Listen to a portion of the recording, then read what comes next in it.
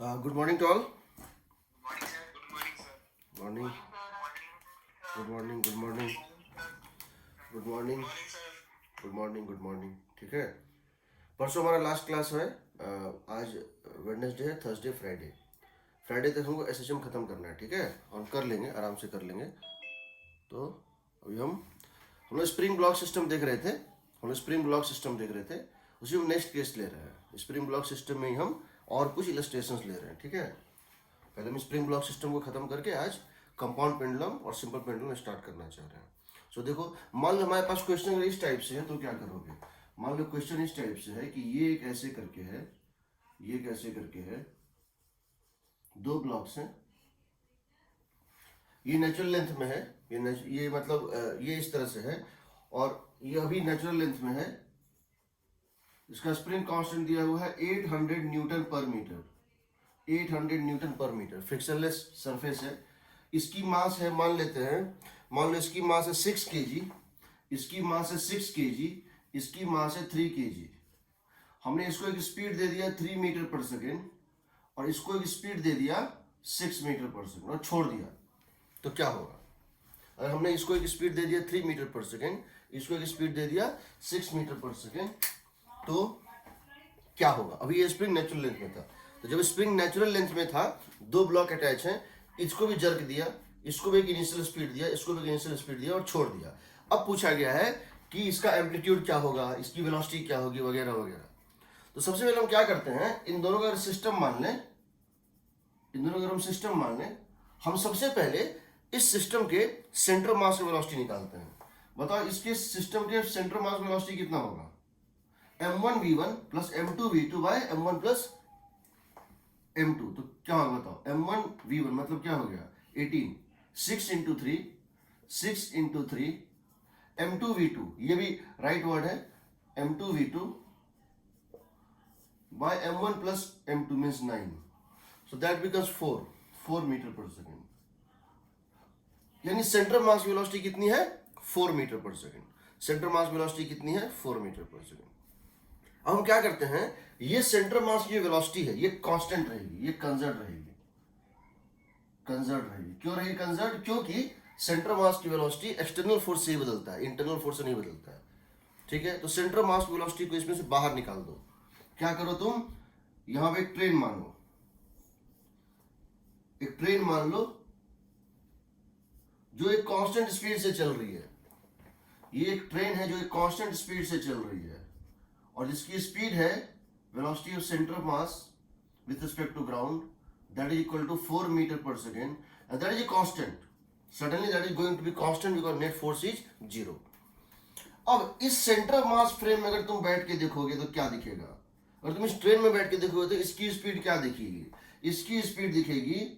और तुम centre of mass frame में बैठ के देखोगे, तुमको इसकी स्पीड दिखेगी. What is the velocity of this particle with respect to centre of mass. Leftward 1 metre per second. क्या ये लेफ्ट वर्ड होगा 1 मीटर पर सेकेंड, बताओ. क्योंकि तुम खुद चल रहे हो 4 से और ये चल रहा था 3 से, ये लेफ्ट होगा. इसकी स्पीड क्या दिखेगी बताओ.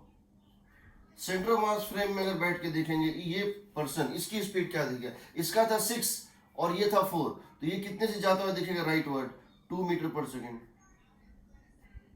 दिखेगा ना. ये 6 kg और ये 3 kg. बताओ क्या मोमेंटम 0 आ रहा है. ये है velocity of 1 with respect to centre of mass, या velocity of 6 kg block with respect to centre of mass, and this is initial velocity of 3 kg block with respect to centre of mass. सही है ना. क्या m1v1 और m2v2 cancel out हो रहा है. Yes, sir. Yes, sir. Centre of mass frame, इसको बोलते हैं सेंटर ऑफ मास फ्रेम. जब मोमेंटम कंजर्वेशन पढ़ाएंगे, सेंटर ऑफ मास में बताएंगे. ये एक बहुत अच्छा फ्रेम होता है क्वेश्चन सॉल्व करने के लिए. इसमें क्वेश्चन बहुत सिंप्लीफाई हो जाता है. तो centre of mass frame is always a zero momentum frame. क्या होता है, centre of mass frame is equal to zero momentum frame. अब समझो क्या होगा, इसके अंदर ये ऑसिलेट करता रहेगा, बट ये अपना हमेशा मेंटेन, ये वेलोसिटी डिक्रीज करेगा. जब ये राइट जाएगा और ये लेफ्ट जाएगा और स्प्रिंग एलोंगेट करेगा, ये वेलोसिटी डिक्रीज करेगा, ये वेलोसिटी डिक्रीज करेगा और एक टाइम पे जीरो हो जाएगा, बट ये कभी जीरो नहीं होगा। तो ये जो वेलोसिटी है, ये जो काइनेटिक एनर्जी दिख रहा है, half into 3 into this square and half into 6 into this square, that may be converted into potential energy of the spring. But ये जो काइनेटिक एनर्जी है, ये कभी किसी फॉर्म में कन्वर्ट नहीं होगा, क्योंकि अगर ये काइनेटिक एनर्जी वैनिश कर गया यानी मोमेंटम वैनिश कर गया। तो याद रखना, चाहे इलास्टिक कोलिजन हो, इन इलास्टिक कोलिजन हो, चाहे स्प्रिंग हो, चाहे कुछ भी हो, यही दोनों सेंटर ऑफ मास फ्रेम के अंदर with respect to centre of mass frame जो काइनेटिक एनर्जी है वही इंटर कन्वर्टिबल होता है, ये कभी इंटर कन्वर्टिबल नहीं होता है। इसीलिए अब तुम्हारा क्वेश्चन कन्वर्ट हो गया किस फॉर्म में, जो तुम पहले देखे थे कि तुम्हारा एक ब्लॉक को मैंने से खींच के छोड़ दिया, ये ऐसे ऐसे कर रहा है, उस मोमेंटम क्या होता था, zero, m1 x1 equal to m2 x2, क्या होता था, m1 x1 equal to m2 x2, ठीक है ना।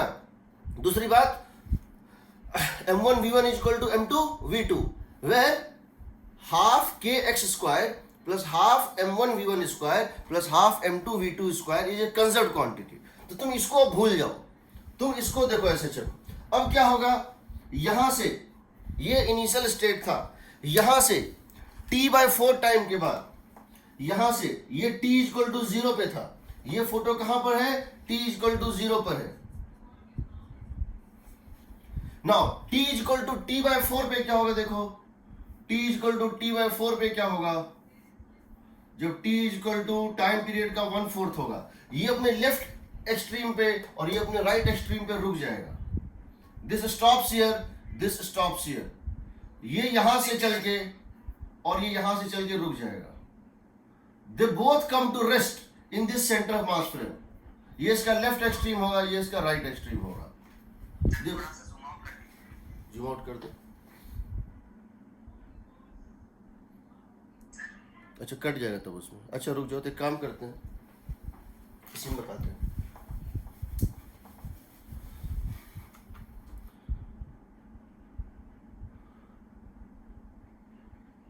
ठीक है, हम जो सबसे पहले सेंटर मास फ्रेम का क्या हुआ, एक मिनट रुकिए।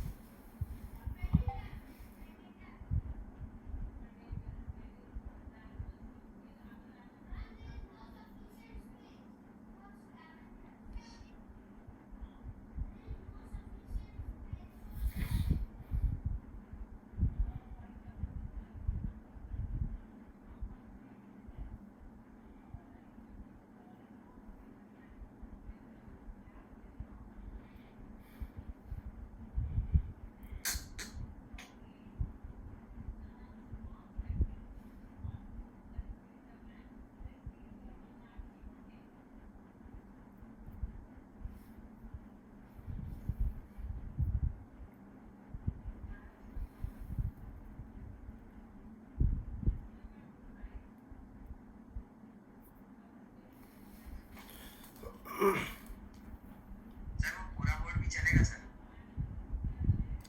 पूरा बोर्ड भी चलेगा।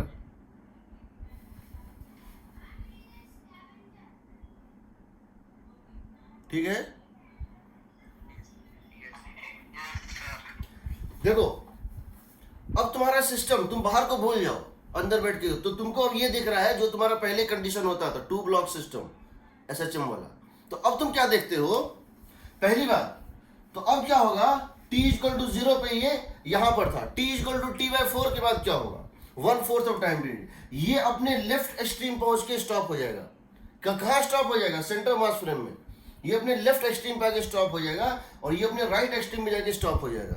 ये यहां से a1 डिस्टेंस लेफ्ट चल के स्टॉप हो जाएगा इस फ्रेम में, और ये यहां से a2 डिस्टेंस राइट चल के स्टॉप हो जाएगा।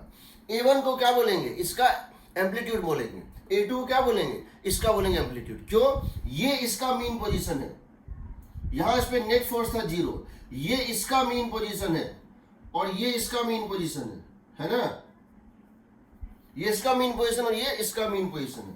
t/4 टाइम में ये पहुंचेगा यहां पर, t/4 टाइम में ये पहुंचेगा यहां पर, ये इसका लेफ्ट एक्सट्रीम पोजीशन होगा, ये इसका लेफ्ट एक्सट्रीम पोजीशन होगा, और ये उसी टाइम पर ये पहुंच चुका होगा यहां पर, ये इसका राइट एक्सट्रीम पोजीशन होगा। ये जो डिस्टेंस है जहां पे नेट फोर्स 0 था, स्पीड मैक्सिमम था, और जहां ये रेस्ट पे आया, जहां ये रेस्ट पे आया, सेंटर मास फ्रेम में रेस्ट पे आया है, ग्राउंड फ्रेम में अभी भी इसकी वेलोसिटी है, यहां ये रेस्ट पे आएगा, इसको बोलते हैं, इसको बोलेंगे a1 एम्पलीट्यूड, इसको क्या बोलेंगे a2।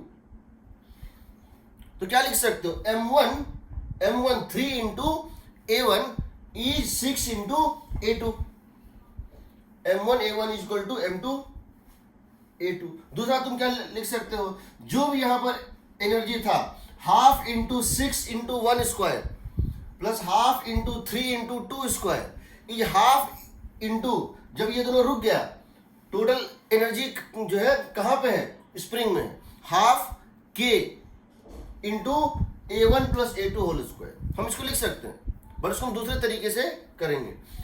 t/4 टाइम यहां अगेन t/4 दो, यानी यहां से t/2 टाइम के बाद ये फिर से वापस आ जाएगा अपने मीन पोजीशन पे, ये लेफ्ट जा रहा होगा, किस स्पीड से, 2 मीटर पर सेकंड से, ये वापस उसी पॉइंट पे पहुंच जाएगा और राइट जा रहा होगा, किस स्पीड से, 1 मीटर पर सेकंड से। उसके बाद ये अंदर घुसेगा, ये घुसेगा अंदर, फिर t/4 टाइम के बाद, यानी टोटल 3 t/4 टाइम के बाद ये अंदर उतना ही डिस्टेंस a2 जाके स्टॉप हो जाएगा, ये इसका राइट एक्सट्रीम पोजीशन होगा, और ये उस टाइम पे अंदर यहां अपने लेफ्ट मोस्ट पे आके अपने लेफ्ट एक्सट्रीम पोजीशन पे रुकेगा। फिर t/4 टाइम के बाद जो स्टेट है वही आ जाएगा। यानी जो भी तुम लॉस और गेन देख रहे हो, इसको तो कोई मतलब ही नहीं है, ये इसका खेला है और किसी का नहीं। तो अगर हम जानना चाहते हैं, पहली बात क्या जानना चाहते हैं, ओमेगा कितना है, दोनों का टाइम पीरियड सेम होगा, दोनों का टाइम पीरियड एक साथ रुकेगा, एक साथ स्पीड मैक्सिमम होगा, खाली एक फेज डिफरेंस होगा पाई का। हम अगर यहाँ ओमेगा जानना चाहते हैं, पहला चीज क्या करेंगे, बताए थे ओमेगा इज इक्वल टू के इक्विवेलेंट बाय एम इक्विवेलेंट होगा। के इक्विवेलेंट कितना हो गया जी, के कितना दिया है 800, एम इक्विवेलेंट रिड्यूस्ड मास बताए थे m1 m2 bye m1 plus m2 कितना हो गया बताओ, 3 into 6 by 3 plus 6 that is 2, ये 2 है, ये होल वैल्यू कितना आ रहा है 2, तो कितना हो जाएगा 20 रेडियन पर सेकेंड आएगा ना। टाइम पीरियड 20 रेडियन पर, सॉरी ओमेगा 20 रेडियन पर second, therefore time period is 2 pi by omega that is pi by 10 radian पर सेकेंड, पाई बाय 10 सेकेंड, ये हो गया टाइम पीरियड। अब मैं तुमसे अगर ये पूछूं, इसके बाद, इस मोमेंट के बाद, कितने देर के बाद, after this t is equal to 0, कितने देर के बाद the particle, the spring at maximum elongation for the first time, इस मोमेंट के कितने देर बाद, इसको ऐसा छोड़ दिया, कितने देर बाद पहली बार स्प्रिंग में एलोंगेशन मैक्सिमम होगा, pi by 40, 1/4 of time period. देखो यहां से यहां, यहां से यहां, पहली बार कब स्प्रिंग में कॉम्प्रेशन मैक्सिमम होगा, पहली बार कब स्प्रिंग में कॉम्प्रेशन मैक्सिमम होगा, 3t/4, यही ना, यहां से यहां जाना है, यहां से आना, फिर इसको कंप्रेस होना, ये है स्टेट ऑफ कंप्रेशन का मैक्सिमम वैल्यू, तुम ये निकाल सकते हो। दूसरी बात, अगर मैं तुमसे ये जानना चाहता हूं, मैं राइट वर्ड को पॉजिटिव डायरेक्शन मान लेता हूं, मैं राइट वर्ड को पॉजिटिव डायरेक्शन मान लेता हूं, this is the positive direction. तो ये बताओ velocity of the two blocks in the centre of mass frame कितना है? Velocity of 3 kg block with respect to centre of mass कितना आएगा बताओ? Velocity of 3 kg block with centre of mass frame कितना आएगा? क्या ये होगा 2 metre per second cos omega T होगा क्या? इसकी speed centre of mass frame में इसकी स्पीड कितनी होगी? 2 metre per second cos omega T होगी। देखो t इक्वल टू 0 पर इसकी वैल्यू कितनी है? +2। स्पीड कितनी है? +2 है ना? Yes sir. तो कॉस फंक्शन रहेगा ना? Yes sir. यस। इसकी वेलोसिटी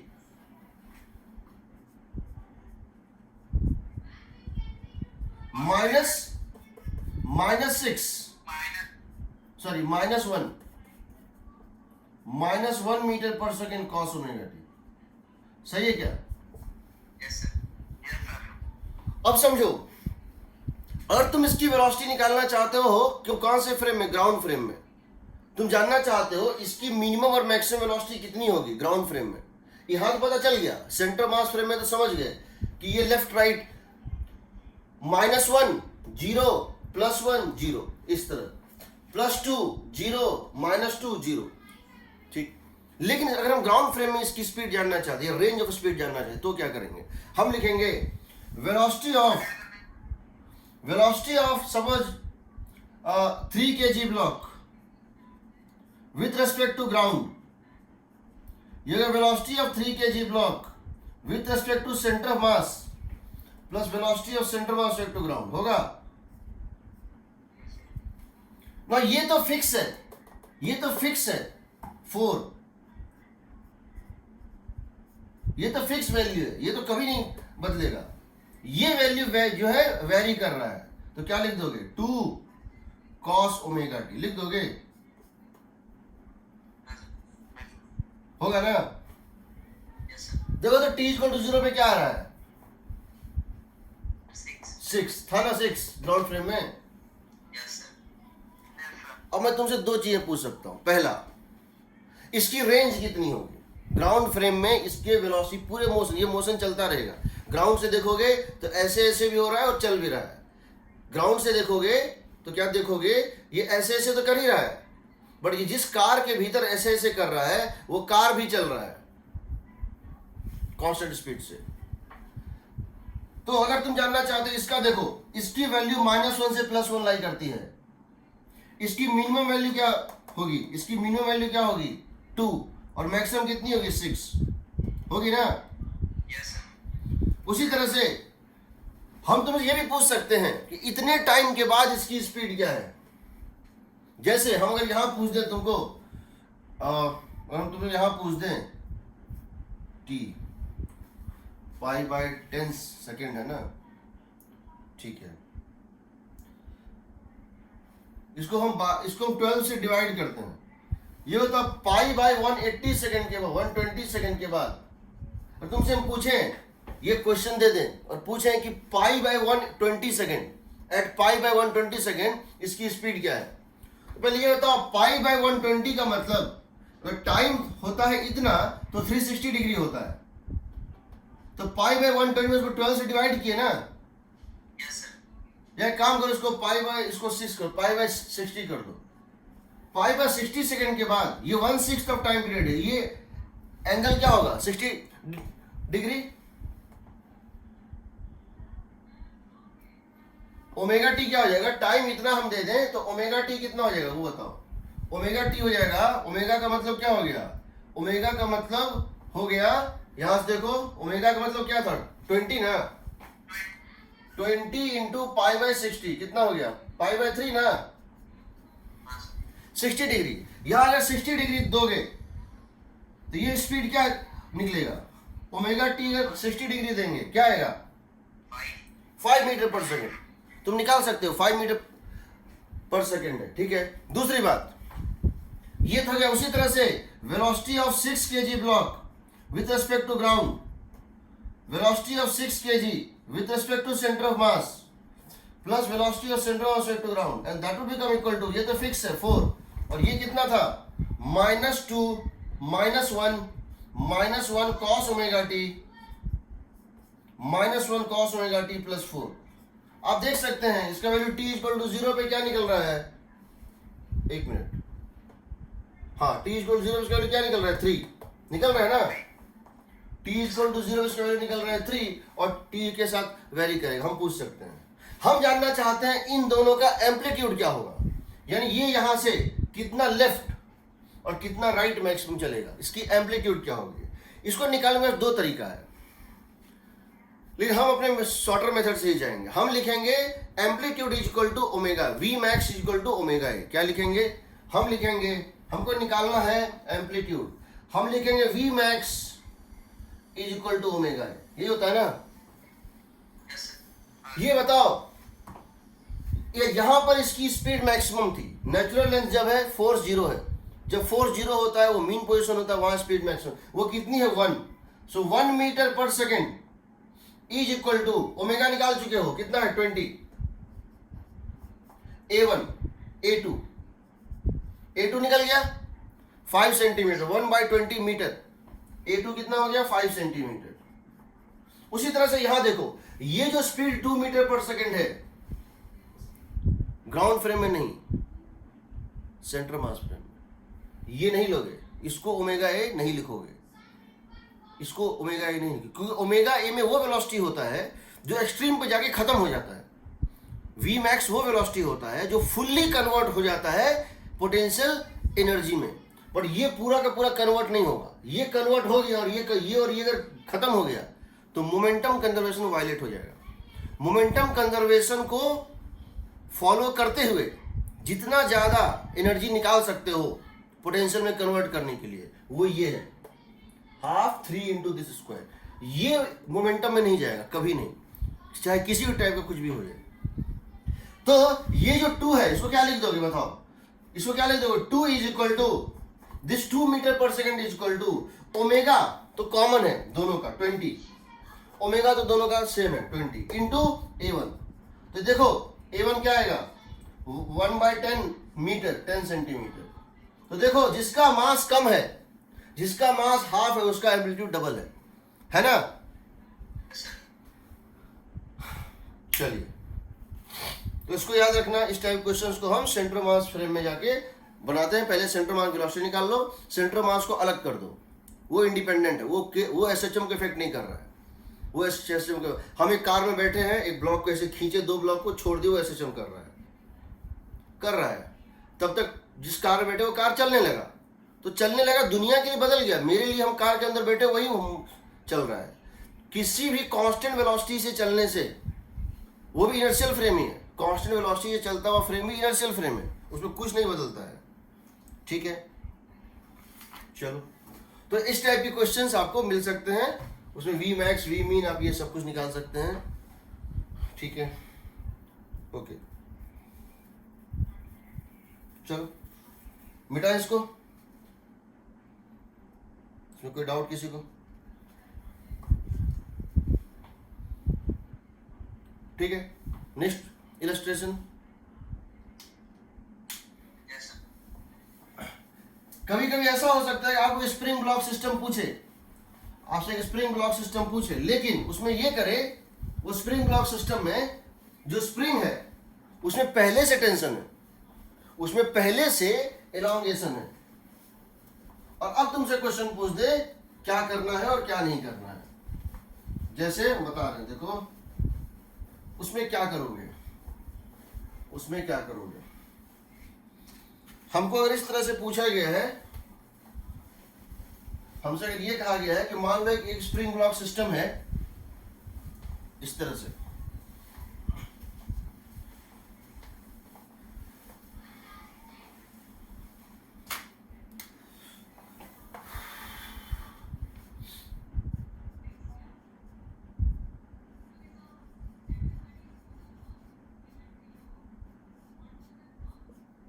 एक स्प्रिंग ऐसे, दूसरा स्प्रिंग ऐसे,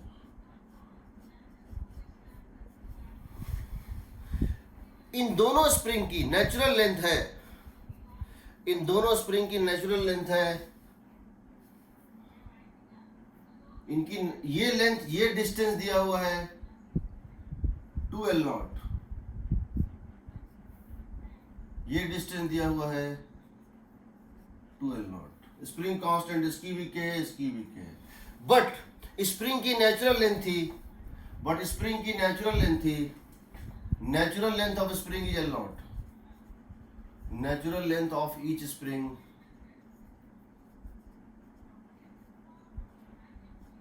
यानी कि अभी इसमें एलोंगेशन है, ये स्प्रिंग L0 से एलोंगेटेड है और ये स्प्रिंग भी L0 से एलोंगेटेड है, यानी दोनों स्प्रिंग में टेंशन है। अब क्या किए हैं हम, दो काम कर रहे हैं, या तो इसको हम थोड़ा सा राइट पे प्रेस करके छोड़ दें और पूछें बताओ कि टाइम पीरियड क्या होगा, या इसको थोड़ा इसके परपेंडिकुलर प्रेस करके छोड़ दें तब पूछे टाइम पीरियड क्या होगा। दोनों में टाइम पीरियड निकालना है, ठीक है। सो पहला क्वेश्चन है find time period of small oscillations A longitudinally B transverse। समझ रहे हो? तुमको यहां दो काम करने के लिए कहा गया है। पहला कि तुमको इसको थोड़ा सा राइट या लेफ्ट डिस्प्लेस करना, तब क्या होगा, और दूसरा उसको अगर हम परपेंडिकुलर ले जाएंगे तब क्या होगा। तो पहले ये जो है समझ लो, अभी इसमें फोर्स कितना है, अभी इसमें फोर्स कितना है, KL0 होगा, नेचुरल लेंथ था L0, टोटल लेंथ है 2L0, एलोंगेशन कितना है, final length minus initial length, यही ना।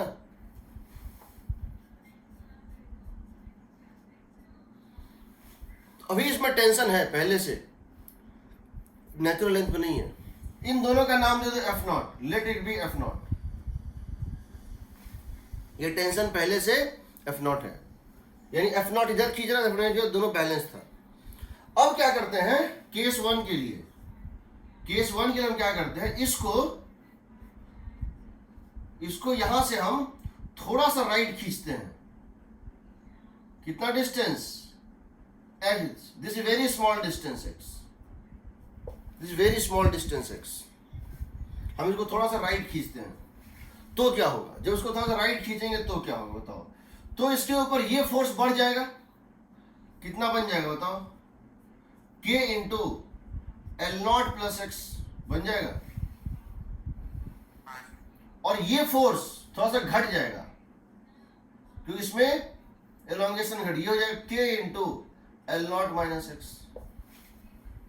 इसका मतलब हो गया इसके ऊपर जो नेट फोर्स ऐड करेगा, इसके ऊपर जो नेट फोर्स ऐड करेगा, that is going to be in this direction. So I can write MA is equal to K into L0 plus x minus K into L0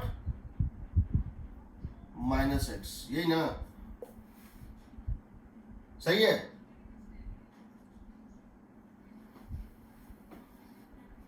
तो ये कितना हो गया, K into L0 plus x plus K into L0 minus, ये और ये तो cut गया, ये हो जाएगा 2kx हो जाएगा। Yes, sir. यहां से A is equal to 2k by m into X, minus sign डाल देते हैं क्योंकि हमने इसको राइट डिस्प्लेस किया था तो फोर्स लेफ्ट है, लेफ्ट करते तो फोर्स राइट होता। तो इसका मतलब है ओमेगा हो गया under root 2k by m, time period निकल जाएगा। अब क्या चीज, अगर ओमेगा डायरेक्ट लिख देते तो वो दोनों पैरेलल है तो सीधे लिखने दे दे तो अब लिख सकते हो, अब लिख सकते हो, अब लिख सकते हो डिराइव करने के बाद।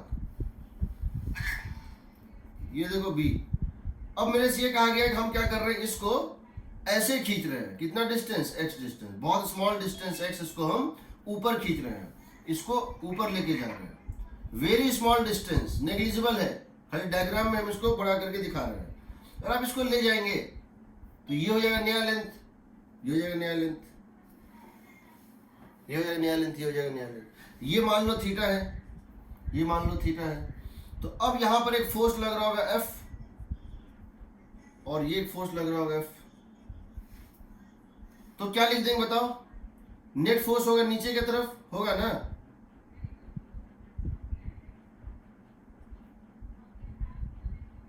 नेट फोर्स होगा नीचे की तरफ, तो क्या लिखेंगे बताओ? 2 times of F sine theta is equal to M A लिखेंगे।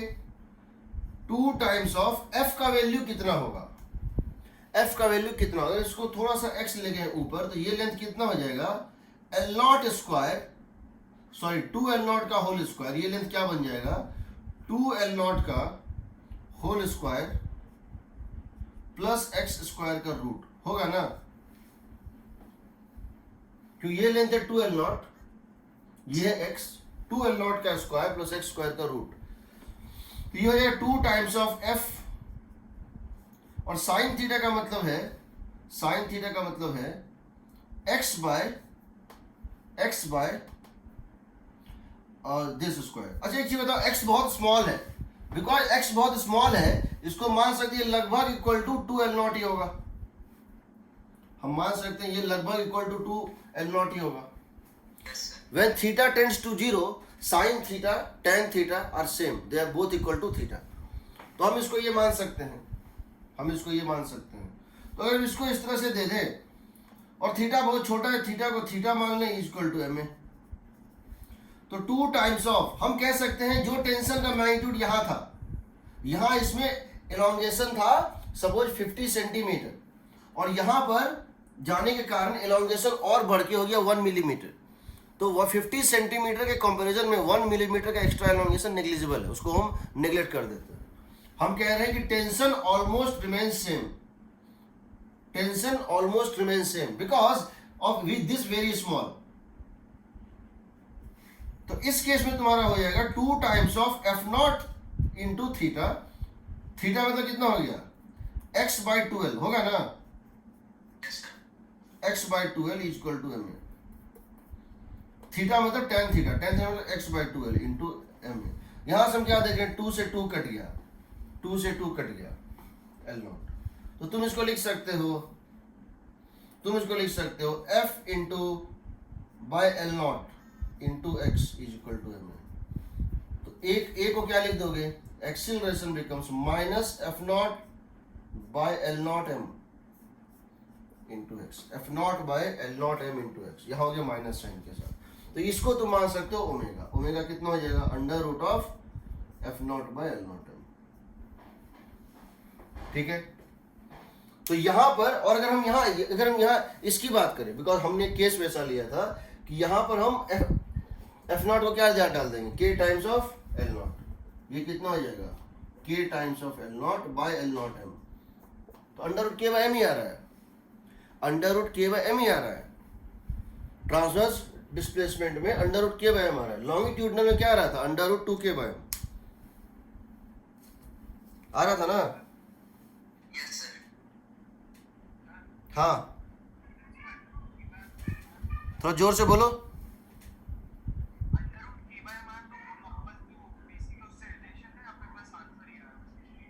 अंडर रूट के बाय एम इस रिलेशन से, हाँ मतलब ये तो एल नॉट था इसलिए आ गया, नहीं तो ये होगा।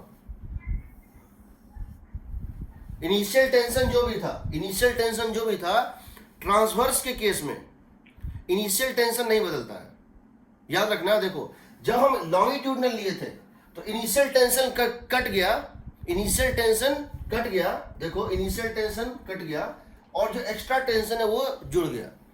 जब हम इसको लॉन्गिट्यूडनली मूव करते हैं तो इनिशियल जो टेंशन था स्प्रिंग में वो कट जाता है, और जो एक्स्ट्रा ये होता है वो जो एक्स के जो है कारण था वो जुड़ गया। जब ट्रांसवर्स में लेके जाते हैं तो एक्स कट जाता है, एक्स का कोई रोल नहीं है, इनिशियल टेंशन से ही निकलता है, दोनों फर्क है।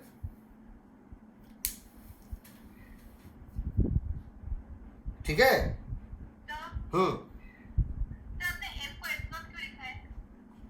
उसको एक नाम दे दिए ना, बार बार क्यों लिखेंगे के एल नॉट के एल नॉट के एल नॉट, एक नाम दे दिए, वो तो कांस्टेंट ही ना। मैंने एफ को हाँ, क्योंकि ये स्मॉल है, यहाँ क्या लिखा हुआ है? स्मॉल ऑसिलेशन, ये ऑसिलेशन बहुत स्मॉल है इसलिए माना है। हाँ तो वो तो होगा ही ना, अगर यहाँ पे मान लो k into K into 0.5 metre है, इसको बोल रहे हैं F नॉट, और F जो है वो है K इंटू 0.5001 मीटर। सेम मान सकते हैं ना, अप्रोक्सीमेशन में क्यों नहीं मान सकते हैं? ठीक है, अगला क्वेश्चन। अगर मेरे पास 3 ब्लॉक सिस्टम है, कैसा है 3 ब्लॉक सिस्टम, ये कोई मॉलिक्यूल पॉसिबल है, ये हो सकता है कोई मॉलिक्यूल हो, कार्बन मोनोऑक्साइड, ये कोई भी हो, कोई भी ऐसा चीज हो, और वो अगर ऑसिलेशन कर रहा है, वो दो तरह से ऑसिलेशन कर सकता है, वो दो तरह से ऑसिलेशन करता है। देखो कैसे, अगर मेरे पास 3 ब्लॉक सिस्टम है और उसको हम ऑसिलेशन कराना चाह रहे हैं, और मेरे पास 3 ब्लॉक सिस्टम है, उसको हम ऑसिलेशन कराना चाह रहे हैं।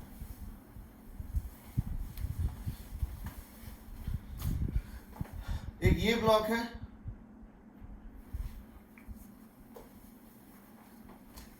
हम 3 ब्लॉक सिस्टम ले रहे हैं, एक ऐसे है, दूसरा ऐसे है, तीसरा ऐसे, ये स्प्रिंग से कनेक्टेड है। हो सकता है ये कोई मॉलिक्यूल हो सकता है ये कोई मॉलिक्यूल हो, फॉर जो है एग्जांपल, मान लो ये कार्बन डाइऑक्साइड का मॉलिक्यूल है, ये है कार्बन, ऑक्सीजन, ऑक्सीजन, इसका मास देते हैं mc, mo, mo, ये स्प्रिंग है K, ये भी है K। ठीक है, अब इसको हम दो तरह से चला सकते हैं। क्या चला सकते हैं? एक तो सेंटर वाला रेस्ट पे है, इसका फर्स्ट मोड जो है इसका वो ये है, ये रेस्ट पे है, और ये ऐसे, ये जा रहा है ऐसे, यानी अब क्या होगा, ऐसे जाएगा, ये बीच वाला रेस्ट पे रहेगा, ये इस तरह से जाएगा, रुकेगा, फिर दोनों बाद बैक जाएगा, ऐसे जाएगा, ये बीच वाला रेस्ट पे ही रहेगा। इस केस में इसका टाइम पीरियड क्या होगा? इस मोड में, अगर इस मोड में वो ऑसिलेट कर रहा है तब टाइम पीरियड क्या होगा? तो क्या करेंगे, हम जानते हैं दिस बिहेव्स लाइक वॉल, हम जानते हैं दिस बिहेव्स लाइक वॉल, है ना, ये वॉल की तरह बिहेव कर रहा है भाई, सिंपल सी बात है, नहीं है? तो उस केस में जो इसका ओमेगा होगा वो हो जाएगा under root of K by m nought, इसका वही होगा under root K by m nought. तो उस केस में तुम्हारा जो टाइम पीरियड आएगा वो होगा t इक्वल टू, तो 2 पाई बाय ओमेगा तुम निकाल सकते हो। सेकेंड इसका मोड ये पॉसिबल है, सेकेंड मोड ये पॉसिबल है,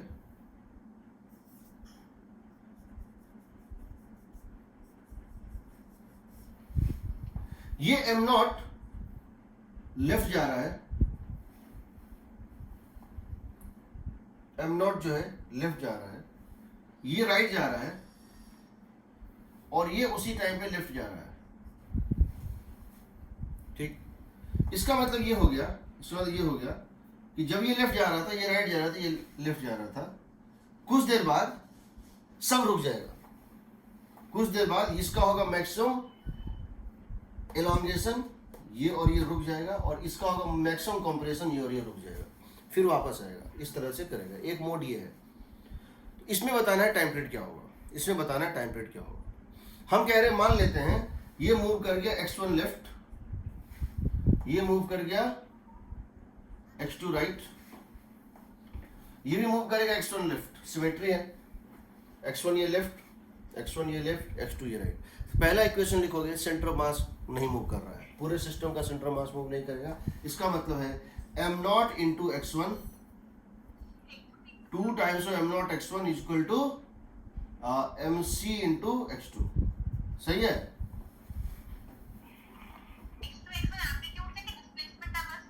और डिस्प्लेसमेंट ले लो, एम्पलीट्यूड ले लो, कोई दिक्कत नहीं है, एम्पलीट्यूड निकालना चाहे निकाल सकते हैं उस तरह से, लेकिन अभी तो हम डिस्प्लेसमेंट ही ले रहे हैं, अभी तो हम डिस्प्लेसमेंट ही ले रहे हैं। ये अपने स्टार्टिंग पॉइंट से, जब सब नेचुरल स्टेट में था, जब सब नेचुरल स्टेट में था, तो किसी मोमेंट पे ये x1 लेफ्ट गया है स्टार्टिंग पॉइंट से, ये x2 राइट गया है, और ये x1 लेफ्ट गया है। ठीक है, तो हमारा पहला इक्वेशन होगा m nought into minus x1 plus m nought into minus x1 plus mc into x2 is equal to 0, पहला इक्वेशन। दूसरा, इस पे रेस्टोरिंग फोर्स निकालना है, क्योंकि इस मोमेंट पे ये जो बॉल दिख रहा है, कौन सा बॉल, mc, इसमें दो फोर्स लग रहा है, एक ये स्प्रिंग एलोंगेटेड है, कितने से, ये स्प्रिंग कितने से एलोंगेट है? अगर ये x1 लेफ्ट मूव कर गया और ये x2 राइट मूव कर गया, ये स्प्रिंग कितने से एलोंगेटेड है?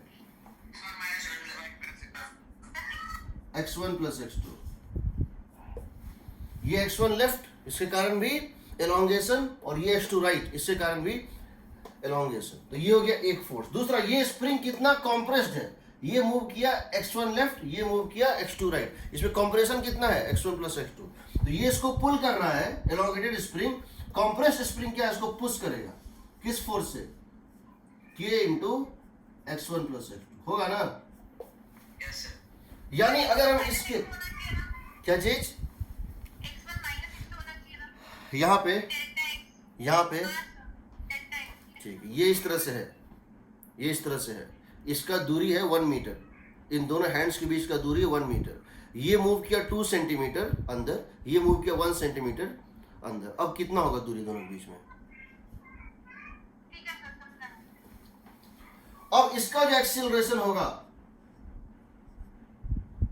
हमको क्या लिखना है? हमको ये लिखना है ना, a2 is equal to something into x2। a2 should be equal to acceleration of this block mc, a2 should be equal to some constant into x2। यही हमारा प्रोसेस, जिसका डिस्प्लेसमेंट लिए हो उसी के का डबल डिफरेंशिएशन एक्सीलरेशन लेना है। ये नहीं कि a2 is something times of x1, वो नहीं चलेगा। जिसको लियो, इसको भी ले लो, कोई दिक्कत नहीं है। a1 is equal to something times of x1, यहां हम लिख रहे हैं a2 is something times of x2। a2 पहले निकालते हैं, तो क्या हम लिख सकते हैं? mc into a2, mc into a2, mass into acceleration, is 2 times of k into x1 plus x2, होगा? ठीक है, यहां से आएगा a2 is equal to 2k by mc x1 plus x2। यहां अभी सब कुछ हो गया है, सिर्फ ये बचा हुआ है। a2 should be some constant into x2, x1 को खत्म करना है। कहां से करेंगे? यहां से। x1 को कहां से खत्म करेंगे? यहां से। तो क्या लिख देंगे? a2 is equal to 2k by mc, x1 का मतलब है mc x2 bye 2m0 plus x2।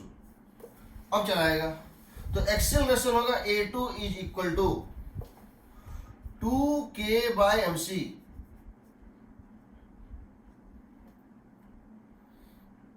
mc plus 2m0 by 2m0 into x2।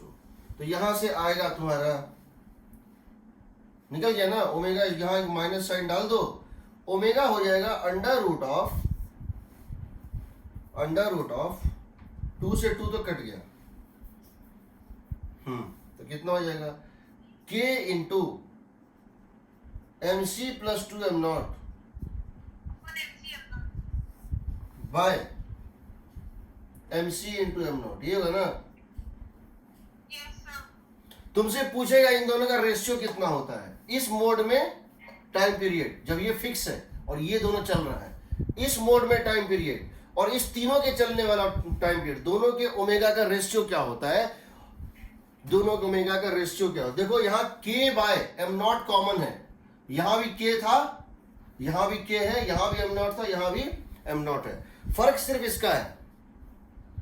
इसका है, mc plus 2 m0 bye mc, ठीक है ना? Yes sir. तो किसका ओमेगा ज्यादा है? इसका। हाँ सर। इसका टाइम पीरियड कम होगा। सर ठीक, क्या होगा? क्या चीज?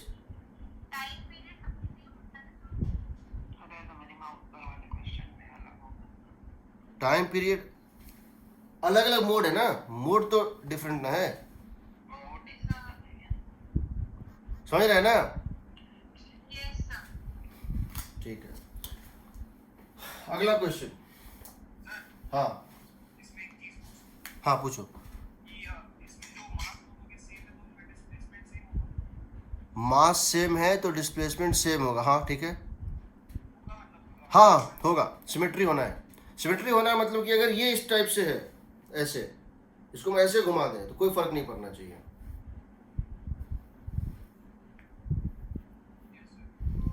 इसको ऐसे घुमा दें, कोई फर्क नहीं पड़ना चाहिए। ठीक, हाँ। और अगर मान लो ये चार्जेस दिए हो या फिर मास में ग्रेविटेशनल फोर्स के बीच का कोई फोर्स मानेंगे क्या जैसे अगर चार्जेस दिए हुए हैं, चार्ज दिए या फिर इन्हीं का मास में ग्रेविटेशनल फोर्स, तो ऐसे कोई फोर्स मानेंगे इसमें या फिर सिर्फ हाँ मानना पड़ेगा, मानना पड़ेगा। इसमें ग्रेविटेशनल इन दोनों के बीच का क्यों नहीं माना? ग्रेविटेशन तो इफेक्ट नहीं करे, लेकिन अगर इलेक्ट्रोस्टैटिक्स फोर्स है, देखो मैंने क्या बताया है, कोई भी कांस्टेंट फोर्स एसएचएम के टाइम पीरियड को, स्प्रिंग ब्लॉक के टाइम पीरियड को इफेक्ट नहीं करता है। अब समझो इस बात को, अगर हम यहाँ पे तीनों पे चार्ज दे देते Q, Q और Q, और हम यहाँ पे एक इलेक्ट्रोस्टैटिक फील्ड लगा देते E,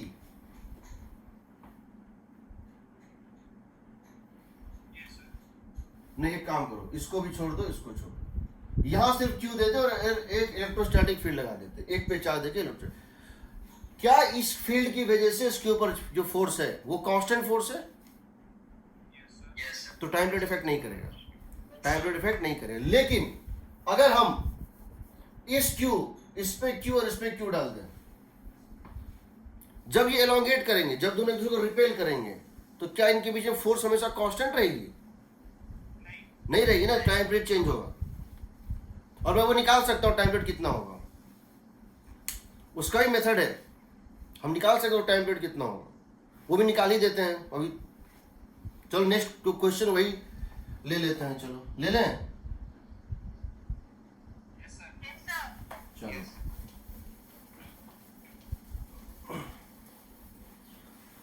फिर से याद रखना, मैंने ये नहीं कहा है कि टाइम पीरियड स्प्रिंग ब्लॉक का सिस्टम का चेंज नहीं होता है, हो सकता है, लेकिन उसके लिए पोजीशन के साथ वेरी करने वाला फोर्स ही चाहिए, कांस्टेंट फोर्स नहीं कर सकता। जो फोर्स हर जगह कांस्टेंट मैग्नीट्यूड और कांस्टेंट डायरेक्शन का है, जो फोर्स वेक्टर कांस्टेंट है, वो नहीं चेंज कर सकता है। मान लो मेरे से क्वेश्चन ये पूछा गया है कि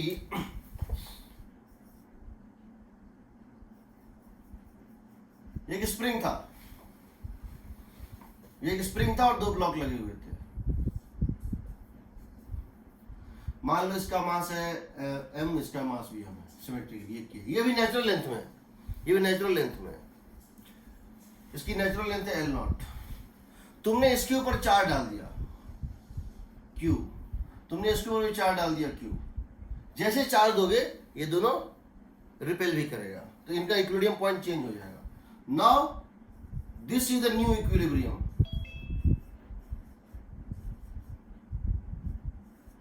this is the new equilibrium. ये अभी रेस्ट पे है और नेट फोर्स भी 0 है, ये अभी रेस्ट पे है, एफ नेट भी 0 है। हम कह रहे हैं इस रिपल्सन की वजह से, अब इसका टोटल लेंथ हो गया 2L0, सपोज इस रिपल्सन की वजह से इसका टोटल लेंथ अब कितना हो गया है 2 टाइम्स ऑफ L0। ठीक, हमको ये बताना है, अब इसको थोड़ा सा खींच के छोड़ देंगे तो इसका टाइम पीरियड क्या होगा। ये भी इक्विलिब्रियम में है, नेट फोर्स भी 0 है और रेस्ट पे भी है। अब इसको थोड़ा सा बाहर खींच के छोड़ देंगे तो इसका टाइम पीरियड क्या होगा। अब हम ये नहीं कह रहे हैं ये कांस्टेंट रहेगा, बदलेगा। देखो कैसे बदलेगा, निकाले। सबसे पहले इस कंडीशन में, बिकॉज ये इक्विलिब्रियम में है, यहां दो फोर्स लग रहा है। कौन कौन सा? एक इसको स्प्रिंग खींच रहा है, किस फोर्स से खींच रहा है बताओ? KL0 खींच रहा है, और एक इस पे रिपल्सन है 1/4 pi epsilon not Q into Q by distance कितना दोनों में 2L0 का होल स्क्वायर। ये दोनों कट जाएगा ना, ये दोनों कैंसिल हो जाएगा बिकॉज दिस इज इक्विलिब्रियम। अब मैं क्या कर रहा हूं, मैं इसको थोड़ा सा लेफ्टवर्ड खींचता हूं, वेरी स्मॉल डिस्टेंस। क्यों मैं स्मॉल ले रहा हूं? क्योंकि मैं स्मॉल इसलिए ले रहा हूं क्योंकि मैं स्मॉल इसलिए ले रहा हूं क्योंकि मैं इच्छा करे, मन करे तो बाइनोमियल अप्रोक्सीमेशन ले लूं, मैं इसका दो मेथड है, एक बाइनोमियल का मेथड बता रहा हूँ, दूसरा कैलकुलस का मेथड है। किसी से भी निकालोगे आंसर वही आता है, कैलकुलस का थोड़ा छोटा पड़ता है। देख लेते हैं। इसको स्मॉल अमाउंट एक्स से डिस्प्लेस कर दिया, हमको यही प्रूव करना है ना। इसको स्मॉल अमाउंट एक्स से डिस्प्लेस करेंगे, उसके बाद नेट फोर्स ऐड करना चाहिए किधर, राइट करना चाहिए। और ये क्या होना चाहिए, समथिंग इनटू एक्स, यही ना, बस मेरा काम खत्म। तो देखो 1 मिनट का काम है, 1 मिनट का काम है। अब बता, जब तुम इसको यहां खींचे तो क्या ये स्प्रिंग फोर्स बढ़ गया, बढ़ गया ना, ये स्प्रिंग फोर्स बढ़ जाएगा। इसको खींचो, इसको भी खींचना पड़ेगा उसी अमाउंट से, एक्स अमाउंट से। खैर चलो देख लेते हैं। इसको तुमने खींचा एक्स अमाउंट से, तो उसको भी एक्स अमाउंट से खींचेंगे। सिमेट्री मेंटेन रखना, 2 ब्लॉक सिस्टम है, या तो इसको वॉल रखते यहाँ चार्ज दे देते तो बात और था। ठीक है, तो क्या करना है समझो। जब तुम इसको खींचे यहाँ पर एक्स अमाउंट से, यहाँ दो फोर्स ऐड करना है। एक ये force, this force would become 1/4πε0 q square by 2L0 plus 2x का होल स्क्वायर होगा। नो हाँ प्लस 2x होल, करेक्ट, सही है। इसको लिख दो 1/4πε0 q square by 2L0 square common ले लो, 1 plus 2x by 2L0 to the power -2 होगा। 2L0 ले लिए कॉमन, तो हो गया 1 प्लस 2x बाय 2L0 का होल स्क्वायर, और इसको लेके चले गए ऊपर, सही है।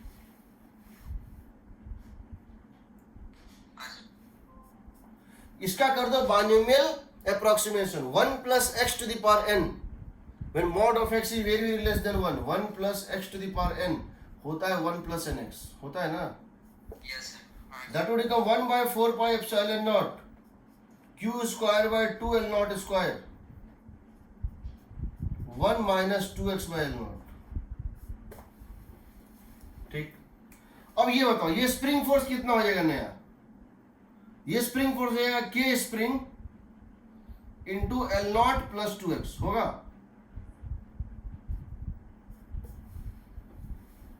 देखो पहले इसमें इसका नेचुरल लेंथ कितना है 2L0, L0 इसका नेचुरल लेंथ था L0, और अब क्या है इसका total length 2L0 plus 2x होगा ना।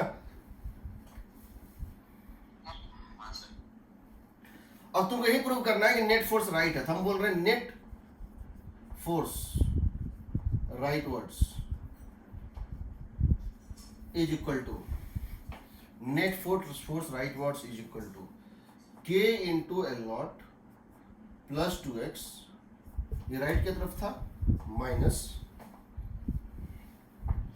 1/4πε0 q square by 2L square 1 minus 2x by L0।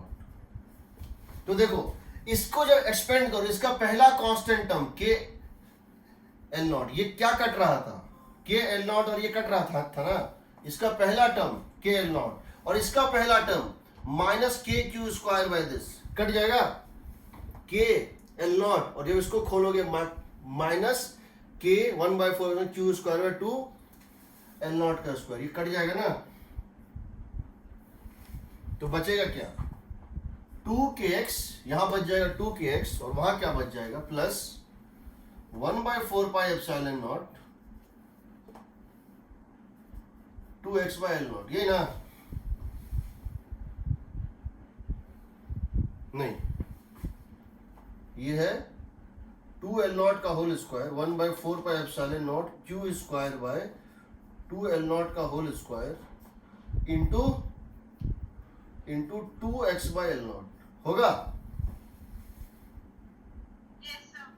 तो इसमें तुम क्या देख रहे हो, सब कुछ ले लो और एक कांस्टेंट है इंटू एक्स, इसमें कांस्टेंट है इंटू एक्स, यहाँ पे x कॉमन है, यहाँ x कॉमन, बाकी सारा एक कांस्टेंट बनेगा। उस कांस्टेंट को तुम क्या कह सकते हो, spring constant, new spring constant है ना। Yes, sir. दूसरा मेथड ये था, एक काम करो तुम्हारा ये फोर्स जो होता है 1/4πε0 q square by x square, तुम्हारा ये जो फोर्स होता है इसको डिफरेंशिएट कर दो। तो इसको डिफरेंशिएट करोगे तो df बाई dx क्या आएगा बताओ? 1/4πε0 minus 2q square by x cube dx आएगा। Yes, sir. इसका मतलब क्या हुआ? तुम किसी भी पॉइंट x पे अगर फोर्स निकाल लो, इसको इस तरह से तुम लिख सकते हो 1/4πε0 into q square by x square. इसको क्या मान लो? f, original f। 1/4πε0 q square by x square को क्या मान लो f। तो minus 2f by x dx, सही है। 1x स्क्वायर हो गया, चला गया वहां, minus 2f bye F dx, सही है ना। देखो 1/4πε0 क्यू स्क्वायर और एक एक्स स्क्वायर, ये हो गया f, original f, minus f minus 2f by x dx। समझो इस बात को। इसका मतलब क्या हुआ? तुम्हारा ओरिजिनल डिस्टेंस क्या था? 2L0 है ना। हाँ सर। ओरिजिनल डिस्टेंस था 2L0। ओरिजिनल फोर्स तुम्हारा किसके बराबर था? के L0 के बराबर था। हम इस पूरे चीज को लिख सकते हैं के टाइम्स ऑफ L0 लिख सकते हैं। हाँ सर। तुमने dx ही चेंज किया है ना। यानी कि इस पॉइंट पे जब इसका सेपरेशन कितना है? 2L0 है। जब इसका सेपरेशन 2L0 है तो देखो यहां तुम्हारा क्या है? ये तुम्हारा क्या था? df बाई dx था ना। यहां dx नहीं होगा, df बाई dx था। यहां तो क्या आएगा बताओ? df is equal to minus K dx आएगा। Yes, sir. हाँ सर। यानी कि ये जो इलेक्ट्रोस्टैटिक फोर्स है इस पॉइंट पे जब उसकी सेपरेशन 2L0 है उस समय ये कैसा बिहेव कर रहा है? एक स्प्रिंग की तरह बिहेव कर रहा है उस लोकेलिटी में जिसका स्प्रिंग कांस्टेंट के ही है। एक्स्ट्रा फोर्स किसके प्रोपोर्शनल है? dx के प्रोपोर्शनल। यहां वही आएगा। देखो हम यहां से इसको बैलेंस करें, हम इस पूरे क्वांटिटी को क्या बोल सकते हैं? हम इस पूरे क्वांटिटी बोल सकते हैं k times of L0। Yes, sir. यहां डाल दो, इस पूरे क्वांटिटी को क्या डाल दो? k times of L0। तो क्या आएगा? 2kx plus k L0 by 2x by L0 होगा ना। हाँ सर। आ गया 4kx। समझ रहे हो ना।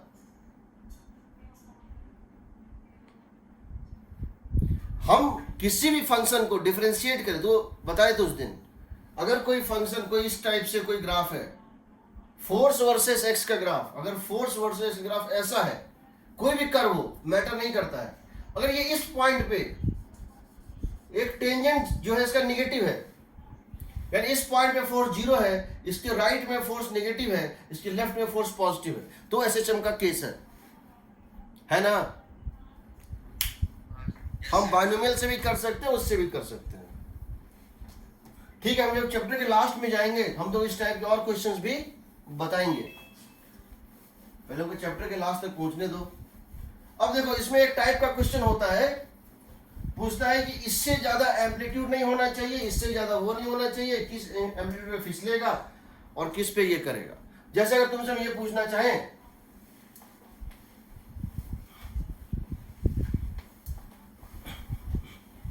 पहला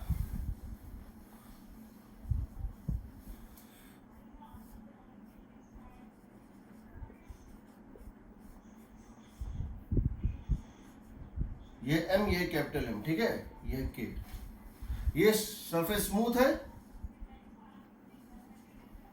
ये सरफेस रफ है, म्यू है। Find the maximum amplitude up to which the two blocks move together without relative slipping. वो निकालो वैल्यू जहां तक दोनों साथ चलेगा। ठीक है, तो क्या करेंगे बताओ। तो क्वेश्चन है find maximum amplitude for combined motion. सही है ना। सबसे पहले यहाँ मैक्सिमम वैल्यू फ्रिक्शन लिख लेते हैं। यहाँ फ्रिक्शन की मैक्सिमम वैल्यू क्या होगी? म्यू इंटू एम जी होगी। अब क्या करो, मान लो ये यहां से x डिस्टेंस राइट चला गया, तो इस पूरे सिस्टम की, और दोनों साथ चल रहा है, इस पूरे सिस्टम की एक्सीलरेशन x डिस्टेंस राइट क्या होगी? इस पूरे सिस्टम की एक्सीलरेशन अगर दोनों साथ चल रहा है, एक्सीलरेशन होगी लेफ्ट की तरफ, इसकी वैल्यू होगी omega square x, that is equal to k by M plus M into x होगा। ठीक है, ये एक्सीलरेशन, इसको तो समझे, स्प्रिंग इससे लगा हुआ है, इसमें क्या लगा हुआ है, ये क्यों चल रहा है, इसको कौन देगा ये एक्सीलरेशन? इसको सिर्फ एक ही एक्सीलरेशन दे सकता है कोई, वो कौन है? फ्रिक्शन, है ना?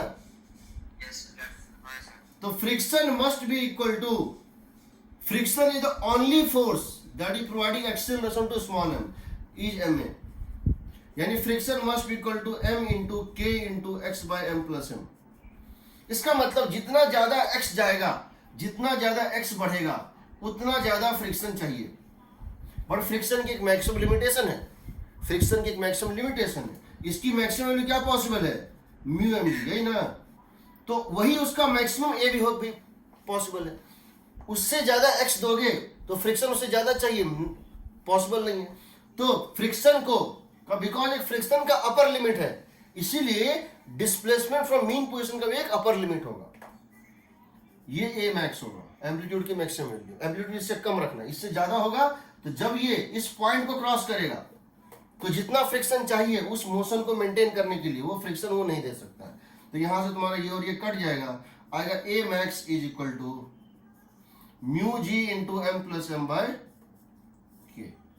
ठीक है, अब इसी क्वेश्चन को पलट देते हैं, अब इसी क्वेश्चन को पलट देते हैं। पलटते क्या है, हम बोलते हैं देखो, अब हम ऊपर वाले में लगा देते हैं, हम स्प्रिंग को क्या करते हैं, ऊपर वाले में लगा देते हैं। सेम वही चीज है, यहां म्यू है, यहां कुछ नहीं है। अब इसको कराओ, तो मान लो ये यहां से x डिस्टेंस लेफ्ट गया या राइट गया, उससे बोर्ड में जगह नहीं, इसलिए लेफ्ट ले लेते हैं, लेफ्ट गया, तो इसकी एक्सीलरेशन होगी अपोजिट, जिधर डिस्प्लेसमेंट उसके अपोजिट, और कंबाइंड एक्सीलरेशन अगर साथ चल रहा है होगा omega square into X, that is equal to, omega है दोनों, बिकॉज दोनों का मोशन कंबाइंड है, तो कितना हो जाएगा, अंडर रूट ऑफ, मतलब K by M plus M, K by M plus M into X, ये होगा इसका एक्सीलरेशन। बट ये एक्सीलरेशन, ये तो समझे, ये तो स्प्रिंग से फिर भी कनेक्टेड है, ये तो किसी के साथ कनेक्टेड नहीं है। इस लोअर ब्लॉक को, इस लोअर ब्लॉक को, कैपिटल एम को कौन एक्सीलरेट कर रहा है, राइट वर्ड, सिर्फ friction. So friction must be equal to mass into acceleration of this block, and that friction is equal to mass का मतलब m, acceleration हो गया k by m plus m into x। अब आप देख सकते हैं अगेन यहाँ पे क्या है, मोर x मोर फ्रिक्शन, बट इसकी मैक्सिमम वैल्यू फिक्स है। इसकी मैक्सिमम वैल्यू क्या है, इसकी मैक्सिमम वैल्यू है म्यू एम जी, अभी भी इसकी मैक्सिमम वैल्यू है म्यू एम जी। इसका मतलब इसकी मैक्सिमम वैल्यू हो जाएगी करस्पॉन्डिंग ए मैक्स, यहां से आएगा a max is equal to mu into m plus M into g by m into k. Agreed? Yes, sir. Yes, sir. चलिए, हाँ, नेक्स्ट क्वेश्चन। Sir, हाँ sir, इसमें जो friction लगेगा, हाँ, ये बताएगा, मतलब बीच में सबसे कम फिर क्या क्या फ्रिक्शन? फ्रिक्शन मतलब एरिया बताएगा कि बीच में सबसे कम फिर नहीं नहीं नहीं नहीं नहीं, फ्रिक्शन सबसे ज्यादा सबसे दूर, जितना दूर होगा मीन पोजीशन से उतना ज्यादा फ्रिक्शन ऐड कर रहा होगा। उसके मोशन में वेरिएबल रहेगा, फिर कांस्टेंट वैल्यू वेरिएबल रहेगा, वेरिएबल रहेगा, ओमेगा स्क्वायर एक्स ना है, acceleration omega square X directly proportional to, यानी एक्सीलरेशन क्या होगी, यहां बताओ, acceleration is omega square X, तो फ्रिक्शन इज दिस, ये फ्रिक्शन का एक्सप्रेशन है, ये फ्रिक्शन का एक्सप्रेशन है, ये एक्स के साथ वेरी कर रहा है। तुम एक्स को लिख सकते हो ए साइन ओमेगा टी, तुम एक्स को लिख सकते हो ए साइन ओमेगा टी, यानी टाइम के साथ भी वेरी कर रहा है। फ्रिक्शन का वैल्यू राइट और लेफ्ट दोनों है, जब वो राइट में है, जब मीन पोजीशन राइट में है फ्रिक्शन लेफ्ट में है, जब लेफ्ट में है फ्रिक्शन राइट में है, और उसका मैग्नीट्यूड मीन पोजीशन पे फ्रिक्शन का मैग्नीट्यूड 0 है, और एक्सट्रीम पोजीशन पे फ्रिक्शन का मैग्नीट्यूड मैक्सिमम है। हाँ तो फिर वो वही फ्रिक्शन जो दूसरे ब्लॉक पे लगेगा हाँ स्प्रिंग से कनेक्टेड है, हाँ। तो उस वेरिएबल फोर्स आएगा, उससे कुछ चेंजेस आएंगे क्या?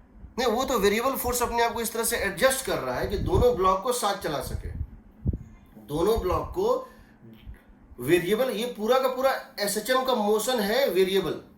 इसमें velocity, position, acceleration, force her point पे बदलता रहता है, लेकिन उस बदलाव के जो है अकॉर्डिंग वो इस फ्रिक्शन खुद को एडजस्ट करता है। फ्रिक्शन को वो करना पड़ेगा, फ्रिक्शन नहीं करेगा तो ये तो चल जाएगा, ये पीछे छूट जाएगा। फ्रिक्शन का काम है कि फ्रिक्शन ना होता तो इन दोनों में एक रिलेटिव स्लिपिंग होता, फ्रिक्शन ना होता तो ये रेस्ट पे रहता और ये राइट जाता। तो फ्रिक्शन का काम है दोनों को साथ चलाना। तो जिसकी स्पीड ज्यादा है उसको फ्रिक्शन घटाएगा, और जिसकी स्पीड कम है उसको फ्रिक्शन बढ़ाएगा, कुछ इस टाइप का काम। फ्रिक्शन का काम है दोनों सरफेस को जहां तक हो सके साथ चलाने की कोशिश करना, तो वो फ्रिक्शन करेगा। उसके लिए फ्रिक्शन को अपना वैल्यू, मैग्नीट्यूड और डायरेक्शन दोनों में एडजस्ट करना पड़ेगा, और वो करेगा।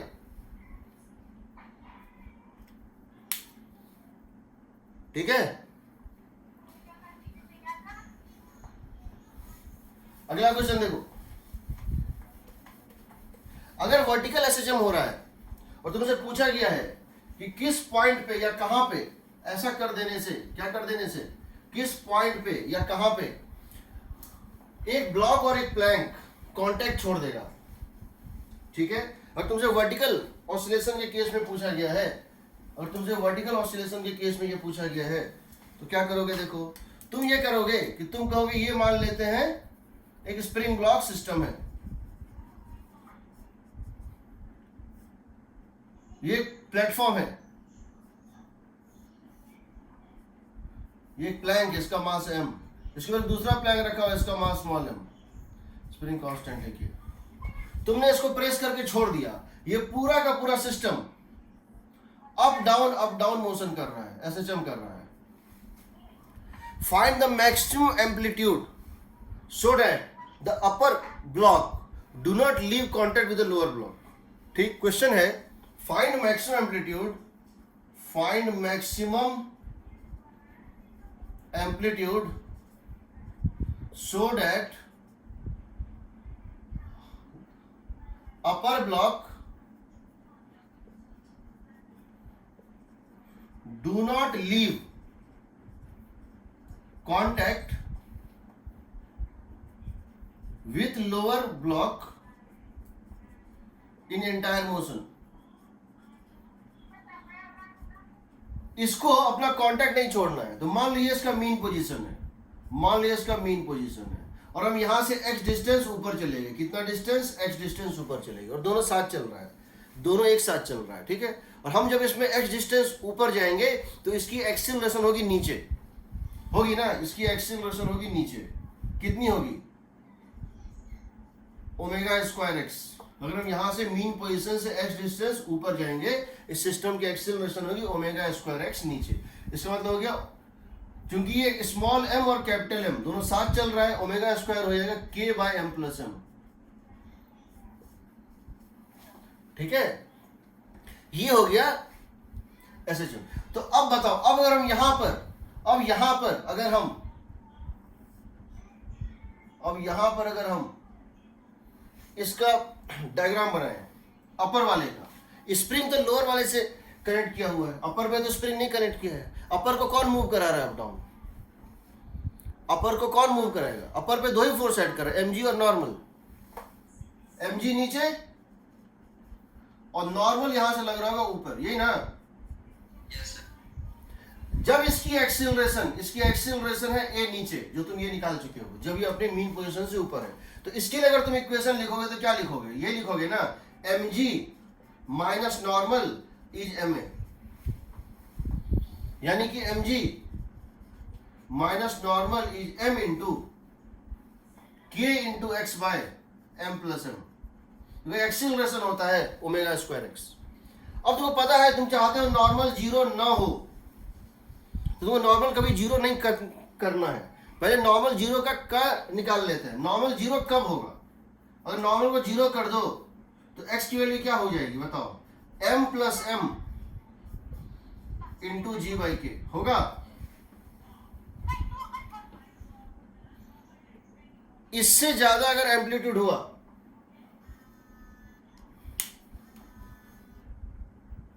इससे ज्यादा अगर एम्पलीट्यूड हुआ तो नॉर्मल क्या हो जाएगा? निगेटिव हो जाएगा। Because normal is equal to क्या आ रहा था बताओ? mg minus m into k x by m plus m होगा। नॉर्मल पॉजिटिव होना चाहिए हमेशा, निगेटिव नहीं होना चाहिए। तो तुम्हारे एम्पलीट्यूड की value, this the maximum amplitude possible है ना, मैक्सिमम एम्पलीट्यूड। एग्रीड? यस अगला क्वेश्चन। सर, हाँ इसमें एक डाउट है जहाँ पे आपने mg माइनस n लिखा है, हाँ उसके आगे जो वो m है उसको टोटल मास आना चाहिए m बड़ा m प्लस छोटा m, हाँ। तो सर वो नहीं लिखा है, छोटा m क्यों लिखा है? देखो एक्सीलरेशन मैंने पूरे सिस्टम का निकाल लिया। एक्सीलरेशन पूरे सिस्टम का निकाला है। एक्सीलरेशन पहले मैंने इन दोनों को सिस्टम माना, ठीक है? तो जब इन दोनों को सिस्टम माना तो इनके बीच का ये नॉर्मल फोर्स है वो हो गया इंटरनल फोर्स। तो मैंने उसका एक्सीलरेशन, अब हम एक एक को सिस्टम मान। ये बताओ जब हम ये काम करते हैं इस तरह से तो हम क्या करते हैं?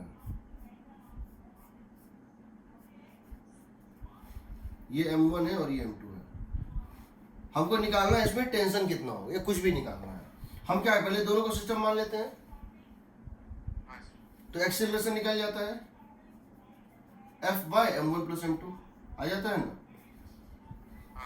अब बोलते हैं मान लेते हैं टेंशन T है।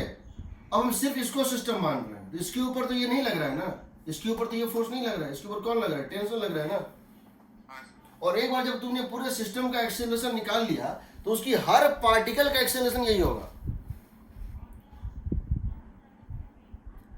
अगर एक ट्रेन की एक्सीलरेशन, अगर एक ट्रेन चल रही है और ट्रेन की एक्सीलरेशन a है तो क्या उसके नट बोल्ट की एक्सीलरेशन भी a ही है?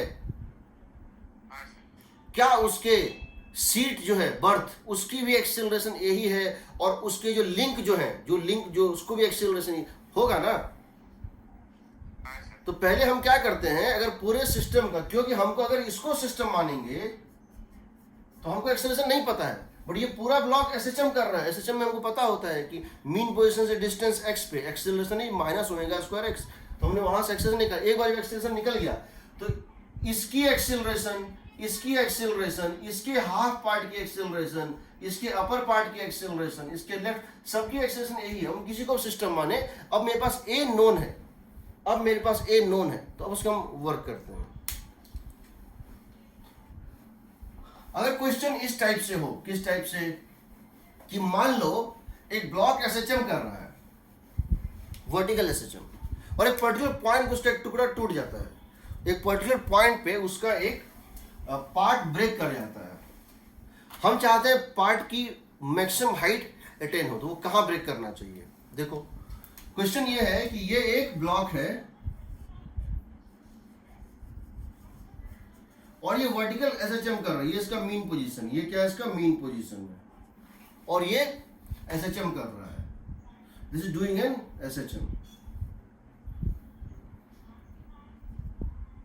ये एसएचएम कर रहा है, एम्पलीट्यूड ए है। मान लो इसका ओमेगा भी दिया हुआ है, अंडर के बाय होता है, ओमेगा दिया हुआ है। ये जब यहां से कुछ डिस्टेंस ऊपर जब जाता है, यहां पर जब ये यहां पहुंचता है, कितने हाइट ऊपर? y हाइट ऊपर, तो इसका एक टुकड़ा टूट जाता है। इस कॉर्नर से इसका एक पार्ट जो है ब्रेक कर जाता है, इस कॉर्नर से इसका एक पार्ट जो है ब्रेक कर जाता है, एक टुकड़ा इसमें से टूट जाता है। यानी इस टुकड़े की जो ऊपर जा रहा था, जब यहां से y हाइट ऊपर था, इसका एक पीस टूट जाता है, और फिर ये पीस, बिकॉज इसके बाद एक स्पीड है, ये कुछ ऊपर जाएगा और फिर नीचे आएगा, है ना। Yes sir. क्योंकि ये एक वर्टिकल प्रोजेक्टेड बॉल हो जाएगा, ये ऊपर जाएगा फिर नीचे आएगा। कहाँ ये टूटना चाहिए, कितने हाइट पे, यहाँ से ओरिजिन से कितने हाइट पे इसको टूटना चाहिए कि इसका हाइट अटेंड मैक्सिमम हो, किसी फिक्स पॉइंट से हाइट अटेंड में, ग्राउंड से किसी पॉइंट से हाइट अटेंड मैक्सिमम हो। सो हमको हमारा क्वेश्चन ये है, at what height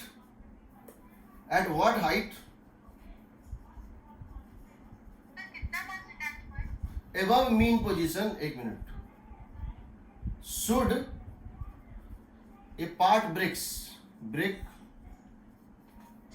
so that part attains maximum height। हाँ क्या बोला, उससे क्या फर्क पड़ता है? नहीं, वो कितना पार्ट अटैच हुआ है। देखो जब ये चल रहा था, मान लो इसका मास है 10 kg या 1 kg, इसका मास है 1 kg।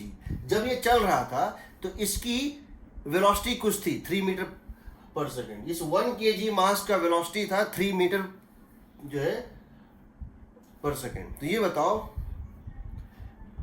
इस 1 ग्राम का वेलोसिटी कितना था? 3 ना। इस 20 ग्राम का वेलोसिटी कितना था? 3 ना। तो जब ये इससे अलग होगा तो पहले इस 30 ग्राम का जो कंट्रीब्यूशन था मोमेंटम में, वही टूटने के बाद भी रहेगा। फिर जब ये अलग होगा तो ये अपनी वेलोसिटी तो वही रखेगा ना, खाली अलग हुआ है ना। तो इसीलिए बाकी का मोमेंटम नहीं बदलेगा, ये जंप नहीं कर रहा है, ये उसके रेस्पेक्ट में जंप नहीं कर रहा है, सिर्फ उससे अलग हो रहा है। ऐसा नहीं उसके रेस्पेक्ट में थ्रो हो रहा है, वो बस दोनों साथ चल रहा था और दोनों हो गया अलग। तो पहले जो कंट्रीब्यूशन इसका था मोमेंटम में, पहले इस पार्ट की जो वेलोसिटी थी वो अब भी है, इसलिए बाकी पार्ट की वेलोसिटी भी नहीं बदलेगी। तो उसको तुम छोड़ दो, तुम खाली ये बताओ। अब देखो यहां अगर तुम उसको सोचो, थोड़ा लॉजिकली तुम अगर सोचो, हमको दो चीजें चाहिए, एक जहां ये टूटा और एक जो उसको वेलोसिटी मिली। एग्रीड? एक हाइट पे टूटा, एक वेलोसिटी मिली। अगर हम इस हाइट को हम ये सोच सकते हैं तो यहाँ पे एक हाइट तो y होगा और दूसरा यहां से एक एक्स्ट्रा हाइट होगा, कितना? v²/2g। अब हम ये सोच सकते हैं इसको मैक्सिमाइज करें कि इसको मैक्सिमाइज करें। अगर इसको मैक्सिमाइज करते हैं, इसका मतलब टॉप मोस्ट पॉइंट इसको तोड़ो, y मैक्सिमम कब होगा? टॉप मोस्ट पॉइंट पे होगा ना। तो इसको मैक्सिमम कर जो है कर दो टॉप मोस्ट पॉइंट पे, बट वहां ये क्या हो जाएगा? 0। तो इसको मैक्सिमम कर रहे हो तो ये खत्म हो जा रहा है। इसको मैक्सिमम कर दो, इसको मीन पोजीशन पे तोड़ दो, इसको मीन पोजीशन पे ब्रेक कर दो, तो क्या होगा? अगर मीन पोजीशन पे ब्रेक करोगे तो ये हो जाएगा मैक्सिमम, बट ये क्या हो जाएगा? 0। तो हम ये सोच सकते हैं बिकॉज ये और ये दो चीजों का सम मैक्सिमम होना है, याद रखना, y + v²/2g का सम मैक्सिमम होना है। तो हो सकता है, एक पॉसिबिलिटी है कि इनके बीच में कहीं एक ऐसा पॉइंट आए कि ये भले ही मैक्सिमम वैल्यू जो पॉसिबल उससे कम हो, ये भले ही मैक्सिमम वैल्यू जो पॉसिबल उससे कम हो, बट दोनों का कंबाइंड सम जो भी मैक्सिमम वैल्यू पॉसिबल उससे ज्यादा हो जाए। तो हम एक काम करते हैं, कहते हैं let it break at a height y। अब y 0 आ गया तो मीन होगा, और y वैल्यू अगर आ गया a तो एक्सट्रीम होगा। That is general case. Let us suppose it breaks at a height y। अगर ये हाइट y पे ब्रेक करता है तो पहले ही से इसकी हाइट कितनी है? y प्लस ये जो होगा, ये बताओ, जब इसकी हाइट मीन पोजीशन से y होगी उस समय इसकी स्पीड हो जाएगी ω√a² - y²। यानी कि ये एक तो y हाइट पे ब्रेक किया और दूसरा v²/2g एक्स्ट्रा गेन करेगा, ये होगा ω² × a² - y²/2g होगा ना।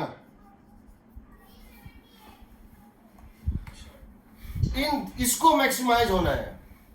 नाउ अगर h को मैक्सिमम होना है, तो dh/dy क्या होना चाहिए? 0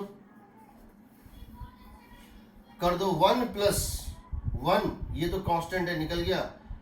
1 - ω²/2g × 2/0 होगा ना। 1 माइनस, हाँ, ओमेगा स्क्वायर -2, हाँ ठीक है। सर एक डाउट है, एक minute, g by omega square, हाँ बताइए, बताओ तो हाइट मेजर करेंगे, क्या चीज। हाइट मेजर करेंगे तो मैं पार्ट, हाइट मेजर करें किसी फिक्स पॉइंट से, मूवेबल पॉइंट से तो नहीं। वो मेन पोजीशन से कैसे करेंगे? मीन पोजीशन फिक्स है ना। हाँ तो वो जो डिटैच हुआ, जो मैक्सिमम हाइट गया, हाँ, प्लान से मैक्सिमाइज लेकिन पोजीशन से मैक्सिमम हाइट, ग्राउंड से ले लो, ग्राउंड से ले लो, हमको रेफरेंस ले, ग्राउंड से क्या क्या हुआ। ग्राउंड को रेफरेंस लेना है क्या सर? कि मेन पोजीशन को रेफरेंस लेना है?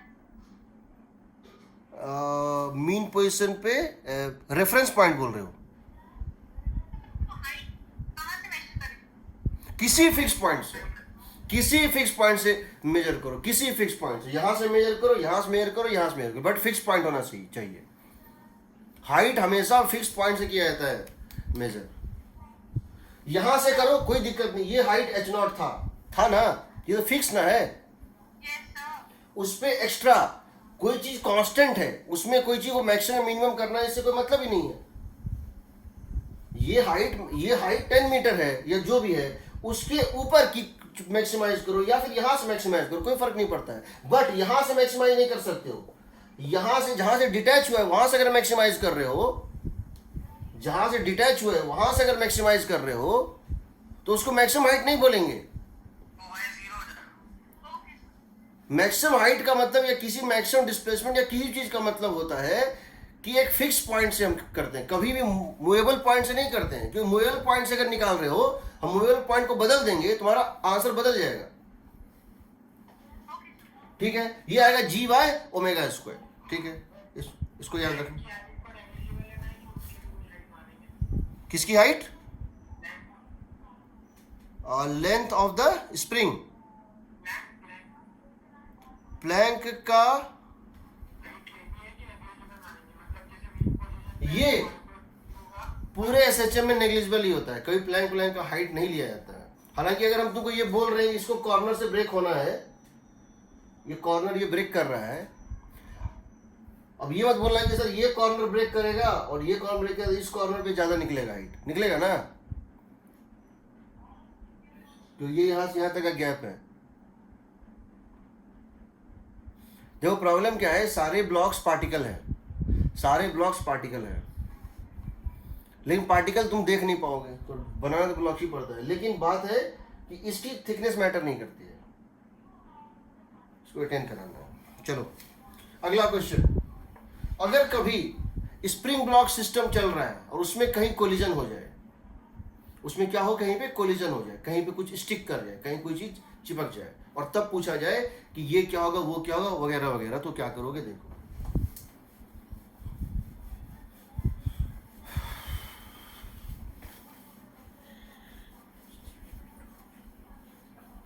ठीक है चलो,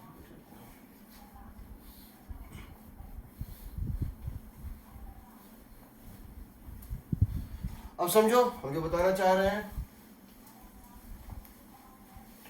एक स्प्रिंग ब्लॉक सिस्टम एसएचएम कर रहा था इस तरह से,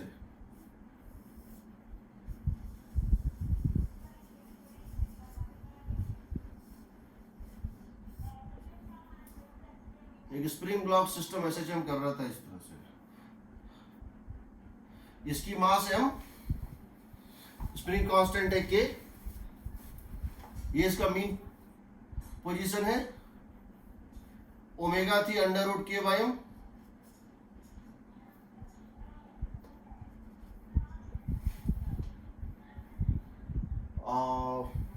इसका एम्पलीट्यूड था a,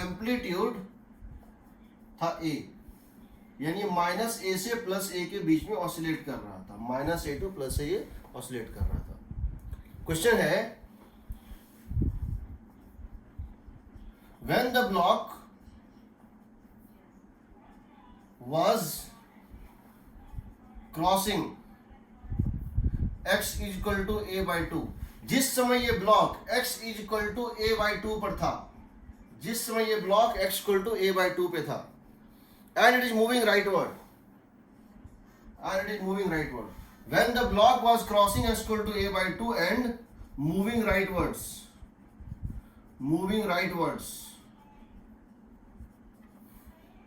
a small mass a mass 2m या 3m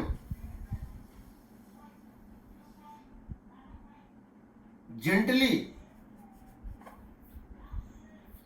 sticks to it.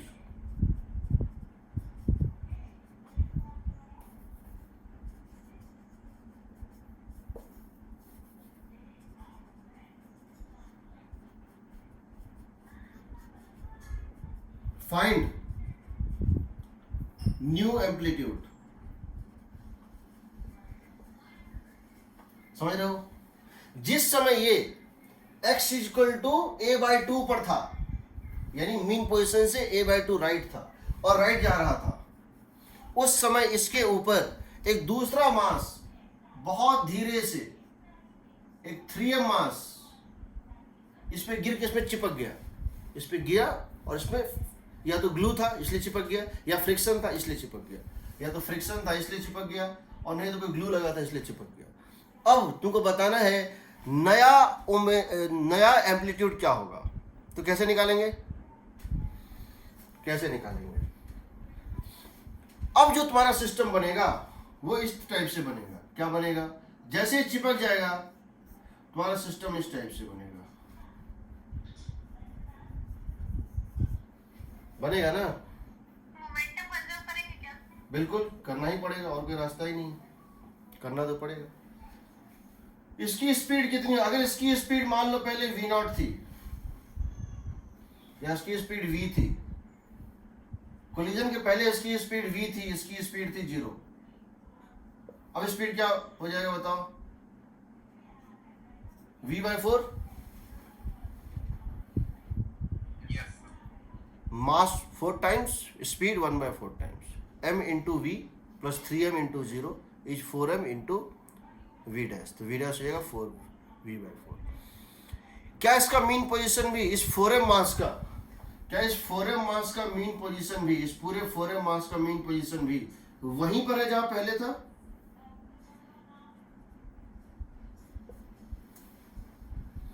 क्या इस 4m मास का मीन पोजीशन भी वहीं था जहां पहले था? है कि नहीं? ठीक है, तो इसको लिख सकते हैं, ये पॉइंट ना तो इसका मीन पोजीशन है ना ही इसका एक्सट्रीम पोजीशन है, सही है ना? हम लिख सकते हैं इस फॉर्मूले के according v equal to omega under root a square minus x square डालते हैं। v की वैल्यू कितनी है? v by 4। ओमेगा कितनी है? Under root k by 4m, सही है? Under root a square minus, A square means new amplitude का स्क्वायर, ए डैश स्क्वायर, और ये डिस्टेंस क्या है बताओ?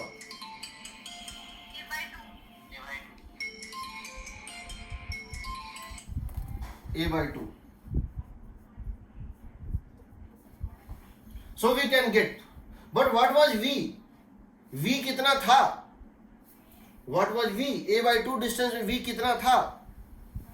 तो यहां अगर हम v निकालें, कोलिजन के पहले जो v था वो कितना आएगा बता दो? Omega under root a square minus x square, यही ना? Yes, sir. ये क्या था? अंडर रूट के बाय एम, अंडर रूट के by m, under root a square minus a by 2 का स्क्वायर, हाँ सर। यानी कि under root 3 by 2 a into under root k by m, यही था ना? Yes, sir. यहां डाल दो इसको v की जगह, तो v था ये, तो 1 by 4 times of root 3a by 2 under root k by m होगा। Yes, sir. रूट के बाय एम कट गया, लिख दो root 3a by 8 √3a/8 is equal to, ये हो गया 1/4 का root 1/2 under root a' minus a/2 square. सही है ना? इसको काट दो 4 से, स्क्वायर कर दो। 3a²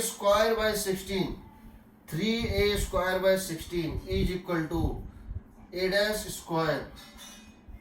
minus a²/4। यहां से आएगा a' is equal to under root 7a/4 आएगा ना? ठीक, तो इस टाइप का क्वेश्चन आएगा। तो एक दो बात याद रखना। पहला, जब ये स्टिक किया तो एनर्जी का लॉस होता है, क्योंकि इनइलास्टिक कोलिजन है। क्या है? इनइलास्टिक कोलिजन है। ये बताओ, मैकेनिकल एनर्जी का लॉस हुआ है, प्रूव करो कि मैकेनिकल एनर्जी का लॉस हुआ है। प्रूव करो कि मैकेनिकल एनर्जी का लॉस हुआ है। कहा? कब? चिपकने के पहले एनर्जी कंजर्व था, चिपकने के बाद भी एनर्जी कंजर्व है, बट चिपकने के टाइम एनर्जी का लॉस होता है, हीट प्रोड्यूस होता है। जब तक वो उस पे, जब तक ये SHM कर रहा था, एक पर्टिकुलर SHM में एनर्जी कंजर्व होता है। और जब ये इसके ऊपर चिपका, उसके बाद भी पहले से कम वैल्यू होगा, पहले से एनर्जी घट गया, बट जो भी घटने के बाद वैल्यू वो कंजर्व रहेगा। बट जब चिपका तो एनर्जी का लॉस हुआ होगा। एनर्जी का लॉस तुम दोनों तरीके से निकाल सकते हो। पहला सिंपल इक्वेशन से, जब ये इसके ऊपर स्टिक किया तो स्प्रिंग का एलोंगेशन तो वही रहा, मैकेनिकल पोटेंशियल में कोई चेंज नहीं आया। जब ये a/2 पे स्टिक किया तो स्टिक करने के पहले एनर्जी स्टोर्ड इन स्प्रिंग क्या था? Half k a/2 square. और स्टिक करने के बाद भी एनर्जी क्या है? हाफ k a/2 का स्क्वायर। उसमें तो कोई फर्क नहीं आया। काइनेटिक में देखो, चिपकने से पहले हाफ m v/2 का स्क्वायर था, sorry half m v square था, ये था ना? Half m v। चिपकने के बाद हाफ 4m v/2 का स्क्वायर।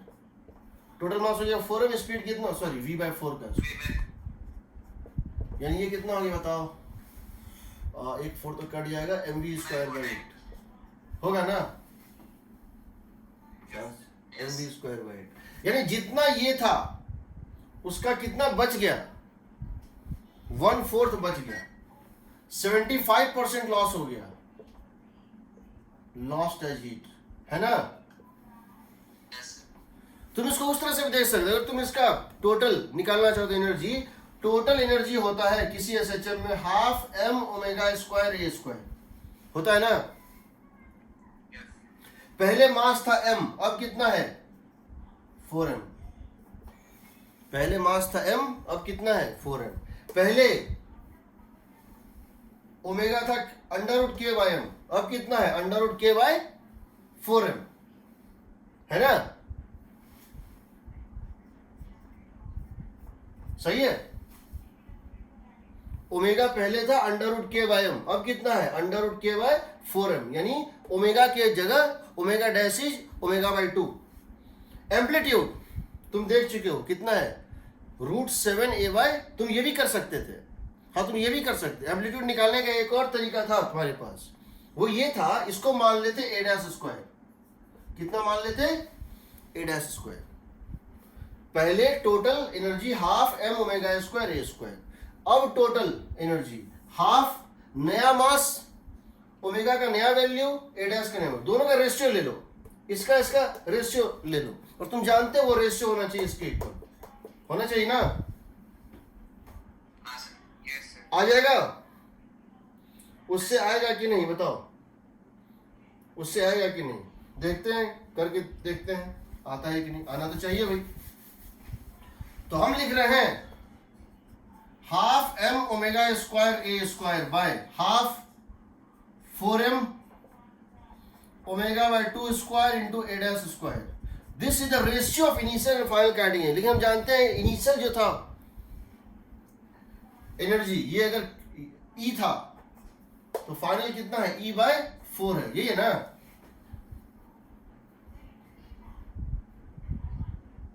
सही है?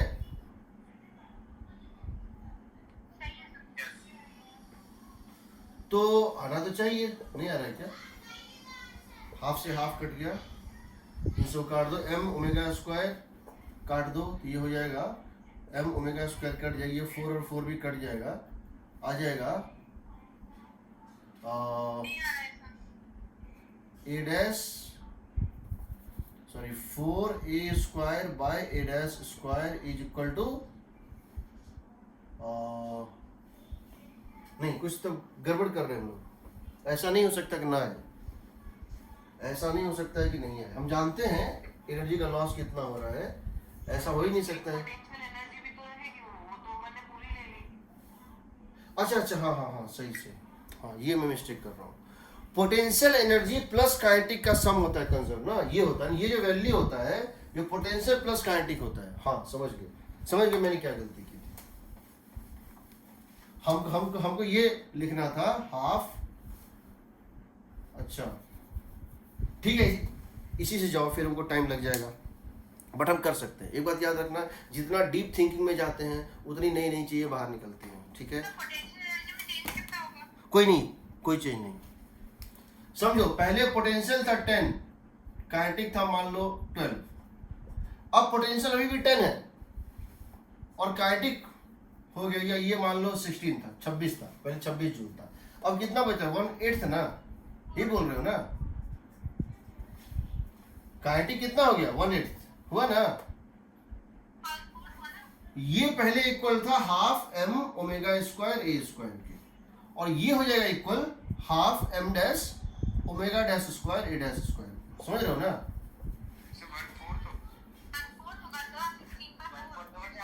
तो अच्छा 1/4 आएगा, हाँ ठीक है, तो हमको क्या करना है, एक काम करते हैं ना, हम इसके डिफरेंस को इक्वेट कर देते हैं, रेशियो को नहीं करते हैं, रेशियो में तो 10 है, डिफरेंस में तो 10 नहीं है ना,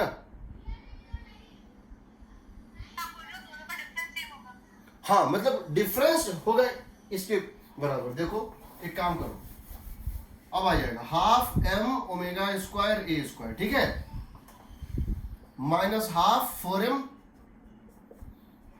ओमेगा बाय 2 का स्क्वायर इंटू a डैश का square is equal to, this is the loss ना, दिस इज द लॉस ना, दिस इज इक्वल टू, ये लॉस क्या था 7/8 m, 7 बाई लॉस कितना हो रहा है हाफ एम वी स्क्वायर और this sorry half m v square और 1/8 एम वी स्क्वायर कितना हो गया 3/3 ना, हाँ 3, और v तुम जानते हो, यहां डाल दो, ओमेगा डाल दो, आ जाएगा एडा स्मॉल से आ जाएगा। चलो देखते हैं अगला, देखो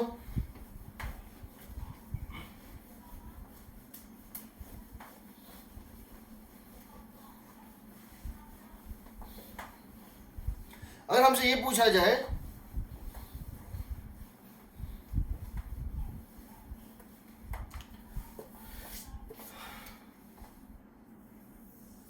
एक ट्यूब है इस तरह से,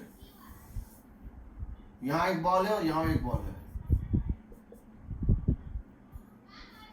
यहां एक स्प्रिंग लगा हुआ है, एक दूसरा स्प्रिंग लगा हुआ है,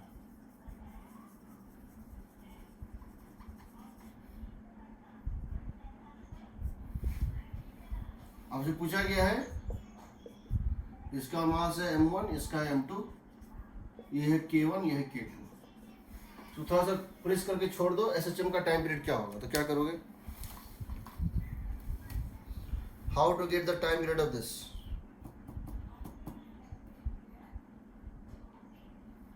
how to get the time period of this बताओ,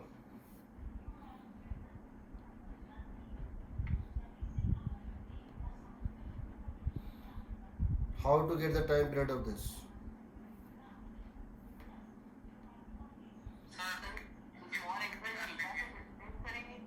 क्या करेंगे, हाँ बिल्कुल, K effective Q1 plus K2, K effective K1 plus K2, सही है, K effective K1 plus K2 सही है,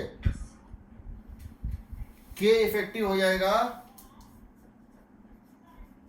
K1 प्लस K2, क्यों भाई, इसमें अगर इसको अगर थोड़ा सा इधर कंप्रेस करोगे तो इसका फोर्स जुड़ेगा और M इफेक्टिव हो जाएगा M1 M2 bye M1 plus M2 होगा।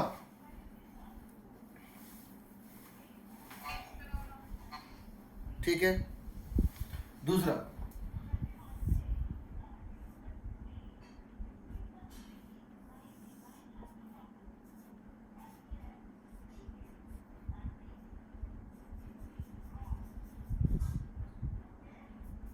ये काट है, ये गाड़ी है जिसकी मास है कैपिटल M, ये ब्लॉक इसकी मास स्मॉल m, ये स्प्रिंग कांस्टेंट है कि फ्रिक्शन कहीं नहीं है।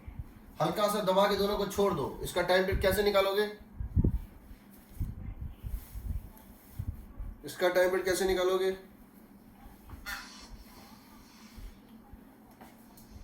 क्योंकि यहाँ फ्रिक्शन नहीं है, स्प्रिंग के एक एंड पे ये है और एक एंड पे ये है, यही है ना? हाँ, टू ब्लॉक सिस्टम, यानी सिंपल M इक्विवेलेंट को क्या डाल दोगे? M into M by M plus M होगा।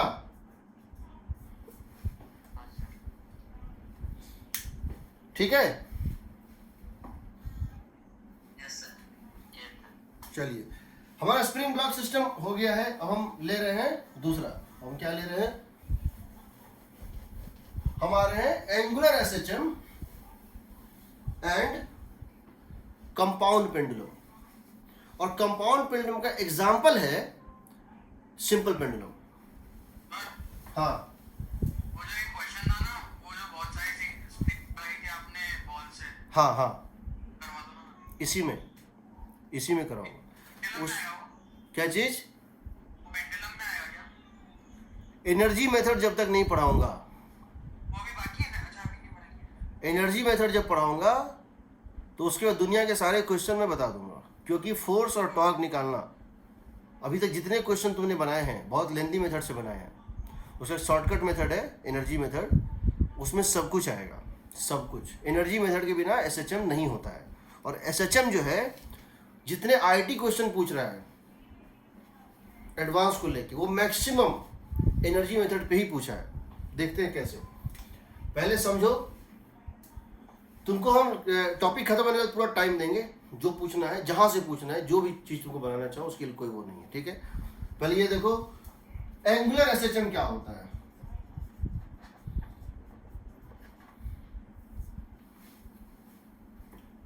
एक चीज है मेरे पास इस तरह से, ये एक एक्सिस, एक नेल है, एक कील है, और इस कील के ऊपर हम किसी चीज को हैंग कर दिए हैं। हम एक कील के ऊपर किसी चीज को हैंग कर दिए हैं। समझो, हम क्या करते हैं, हम इसके ऊपर हम एक कील लेते हैं, हम एक कील लेते हैं इस तरह से, और इसमें किसी को हैंग कर देते हैं इस तरह से। देखो,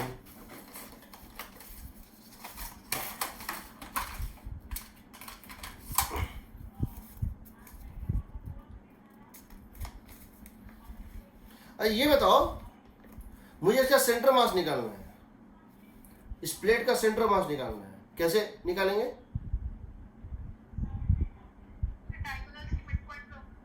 चलो,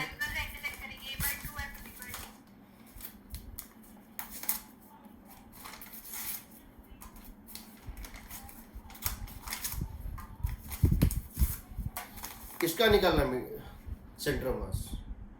कैसे निकालेंगे? हमको एक्सपेरिमेंट के थ्रू इसका सेंटर मास निकालना है। कैसे निकालेंगे? आर्बिट्रेरी शेप का है, कोई सिमेट्री कुछ नहीं है। इसका सेंटर मास कैसे निकालोगे? इस प्लेट का कैसे निकालोगे? क्या? दो पॉइंट लेके उनसे लटका देंगे, बिल्कुल इंटरसेक्शन में होगा। करेक्ट। यहाँ इसको ऐसे लो, लटका दो, इसको लटका दिया। अब यहां से ये जो इसका नेल है, जिस नेल में ये हैंग कर रहा है, इसमें हैंग कर रहा है, यहां से एक वर्टिकल लाइन खींचो नीचे की तरफ। क्या करो, ऐसे तुमने इसको लटका दिया, ये हैंग कर गया। ठीक है, और ये इक्विलिब्रियम में है। तुमने इसको किस पॉइंट से लटकाया था? इस पॉइंट से। तुमने इस A पॉइंट से इसको लटका दिया था। ऐसे करके वर्टिकल लाइन खींच लो, खींच लिया। समझ रहे हो ना? Yes, sir. तो सेंटर मास इस पे कहीं लाई करेगा, ये श्योर है। अब क्या करो, कोई और पॉइंट लो, कोई भी पॉइंट, ये पॉइंट ले लो, इसके अबाउट भी इसको लटका दो, ऐसे करके लटका दिया, ये आ गया ऐसे। और फिर से क्या करो, इस पॉइंट बी से एक वर्टिकल लाइन खींच लो, ये तो जहां मीट करेगा वो सेंटर ऑफ मास होगा, होगा ना? ठीक। अब यही चीज होता है कंपाउंड पेंडुलम का, या इसका भी वो होता है। और हम तुमको बताएंगे कि कैसे, एक बहुत स्मार्ट ये होता है, मेथड होता है कि कंपाउंड पेंडुलम का यूज करके हम असली एक्चुअल मोमेंट ऑफ इनर्शिया किसी बॉडी का निकालते हैं। सिर्फ सेंटर मास ही नहीं, उसको एक साइंटिस्ट के नाम पे उसका मेथड का नाम भी दिया गया है। तो कंपाउंड पेंडुलम में क्या होता है, पहले ये देखो। एंगुलर सिस्टम में क्या होता है, एक बॉडी होता है, यहाँ एक नेल होता है, इसको हैंग कर दिया, एक्सिस है, इसमें इसको हैंग कर दिया। हैंग कर दिया तो क्या होगा, यहां पर कहीं इसका सेंटर ऑफ मास है, यहां पर कहीं पर इसका सेंटर ऑफ मास है। Angular SHM and compound pendulum.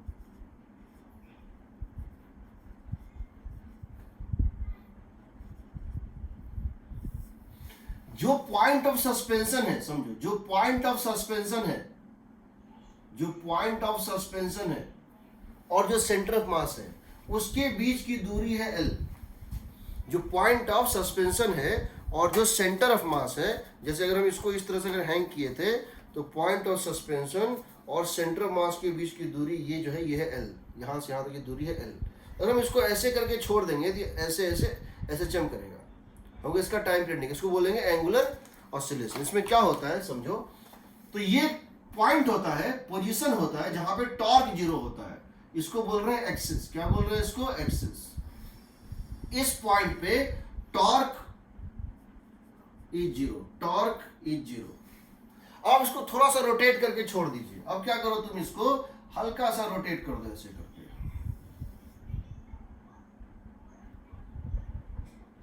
इस वर्टिकल लाइंस, इसको बोलते हैं इक्विलिब्रियम, इसको क्या बोलते हैं, मीन पोजीशन, इसको क्या बोलेंगे, मीन पोजीशन। अब इसको अगर थोड़ा सा यहां से टिल्ट कर दें ऐसे वर्टिकल के साथ एंगल थीटा से,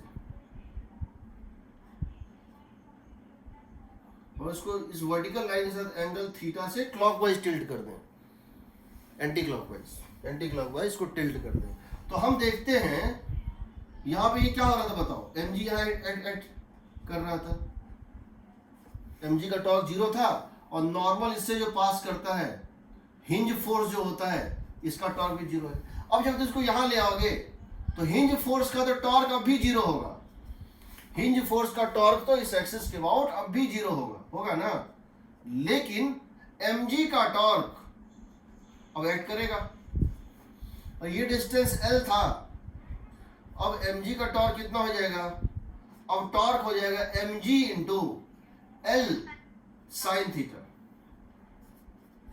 होगा। Yes, sir. और तुम देखो इसका डायरेक्शन जिधर तुम घुमाए हो उसका उल्टा है, क्योंकि ये स्टेबल इक्विलिब्रियम था। स्टेबल इक्विलिब्रियम का प्रॉपर्टी होता है, जब उससे उसको जिधर डिस्टर्ब करोगे, रेस्टोरिंग फोर्स या टॉर्क उसके अपोजिट होता है, उसको वापस ले आता है, उसको बोलते हैं स्टेबल इक्विलिब्रियम। तो हमने इसको राइट रोटेट किया तो फोर्स टॉर्क लेफ्ट लगा, या इसको एंटी क्लॉकवाइज जो है रोटेट किया तो टॉर्क क्लॉकवाइज लगा। सिमिलरली अगर हम इसको क्लॉकवाइज रोटेट कर जो है करते तो टॉर्क लगता है एंटी क्लॉकवाइज। टॉर्क कितना हो गया, if theta is small, if theta is small, हम क्या लिख सकते हैं, tau is equal to mg into l into theta, sine theta को मान लेंगे थीटा, ठीक। बट थीटा स्मॉल मानना एरर को न्योता देना है। साइन थीटा का थीटा नहीं मान सकते हैं, साइन थीटा कभी इक्वल टू थीटा नहीं होता है सिवाय जीरो को छोड़ के। इसका मतलब अगर 1 डिग्री, साइन 1 डिग्री को अगर हम 1 डिग्री मान रहे हैं और साइन 2 डिग्री को हम 2 डिग्री मान रहे हैं, तो साइन 1 डिग्री को 1 डिग्री मानने में एरर कम है और साइन 2 डिग्री को 2 डिग्री मानने में एरर ज़्यादा है।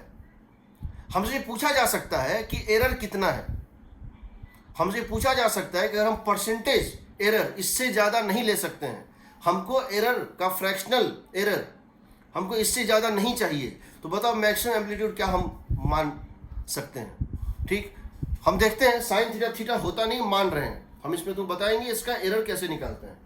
mgl theta. तो अगर हम यहाँ इसकी बात करें एंगुलर एक्सीलरेशन की, ये एंगुलर एक्सीलरेशन इसकी कितनी होगी, हम कह सकते हैं angular acceleration is alpha is equal to torque about axis into moment of inertia about axis, यही ना, mgl theta by I axis. यहां माइनस साइन दे देते हैं तो हम इसको लिख सकते हैं, माइनस साइन क्यों, ये एक वेक्टर है, ये एक वेक्टर है और दोनों अपोजिट है, एक क्लॉकवाइज है दूसरा एंटी क्लॉक। एक को घुमाओगे राइट आएगा लेफ्ट, टॉर्क लगेगा लेफ्ट, घुमाओगे लेफ्ट मींस क्लॉकवाइज तो टॉर्क लगेगा एंटी क्लॉकवाइज। तो यहां पे तुम क्या देख रहे हो, ये आ रहा है alpha is equal to minus omega square theta, where omega is some constant. इस पूरे को हम क्या बोल रहे हैं, एक कांस्टेंट बोल रहे हैं। वेक्टोरियली क्या हो रहा है, alpha is equal to minus omega square theta, but alpha क्या होता है, d square theta by d t square. यहां से तुम क्या देख रहे हो, यहां से तुम देख रहे हो कि ये तो D square theta by d t square minus omega square, ये तो वैसा ही इक्वेशन है जैसा लीनियर में होता था। फर्क सिर्फ ये है कि वहां जो लीनियर एक्स था minus x two plus x, यहां थीटा वेरी करेगा -1 डिग्री से +1 डिग्री। तो ये वैसा इक्वेशन है, इसको बोलते हैं, इसको बोलेंगे एंगुलर एसएचएम या कंपाउंड पेंडुलम। इस केस में तुम्हारा ओमेगा कितना आएगा बताओ, under root of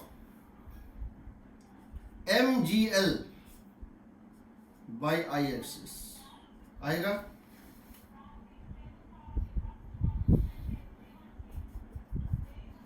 time period होगा 2 पाई बाय ओमेगा, यानी 2 pi under root moment of inertia about the axis of rotation divided by mgl।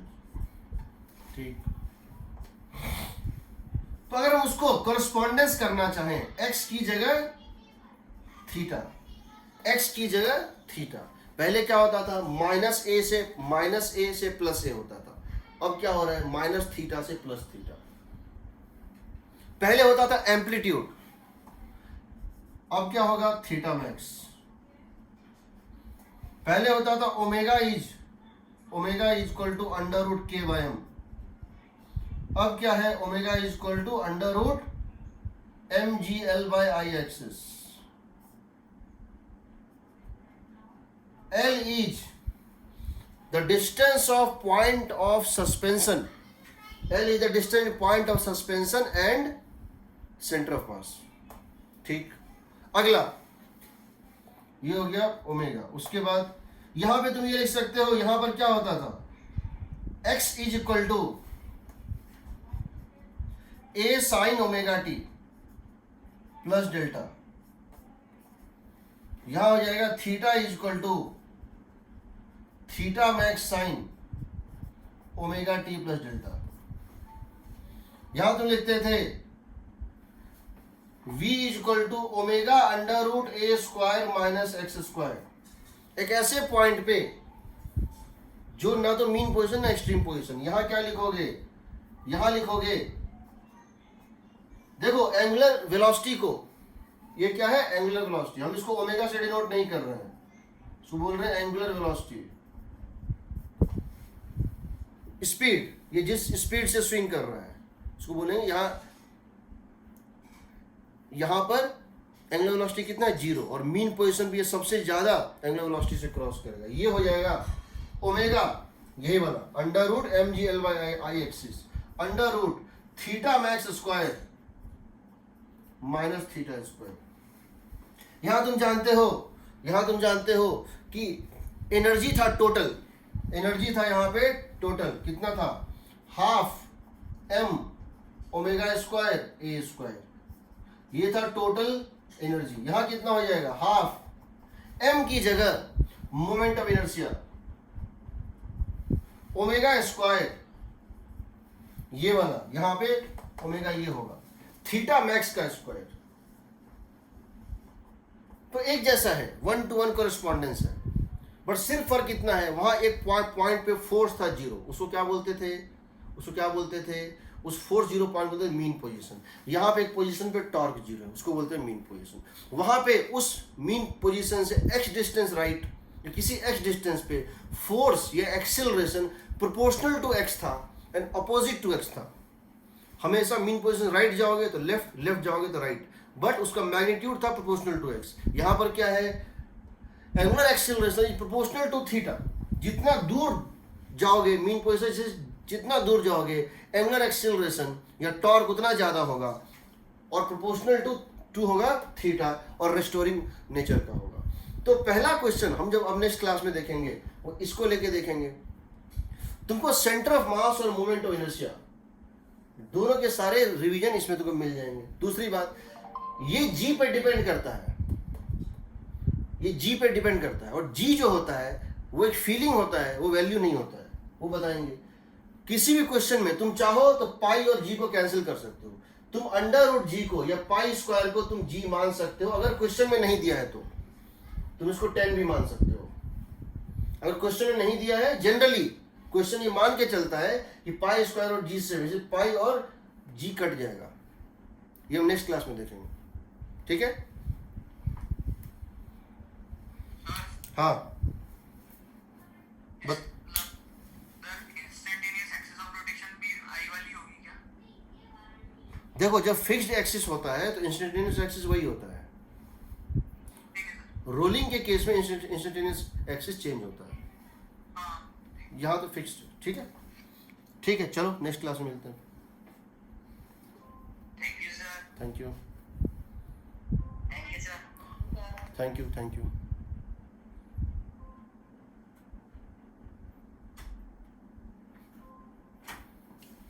बंद करो, बंद करो, बंद करो।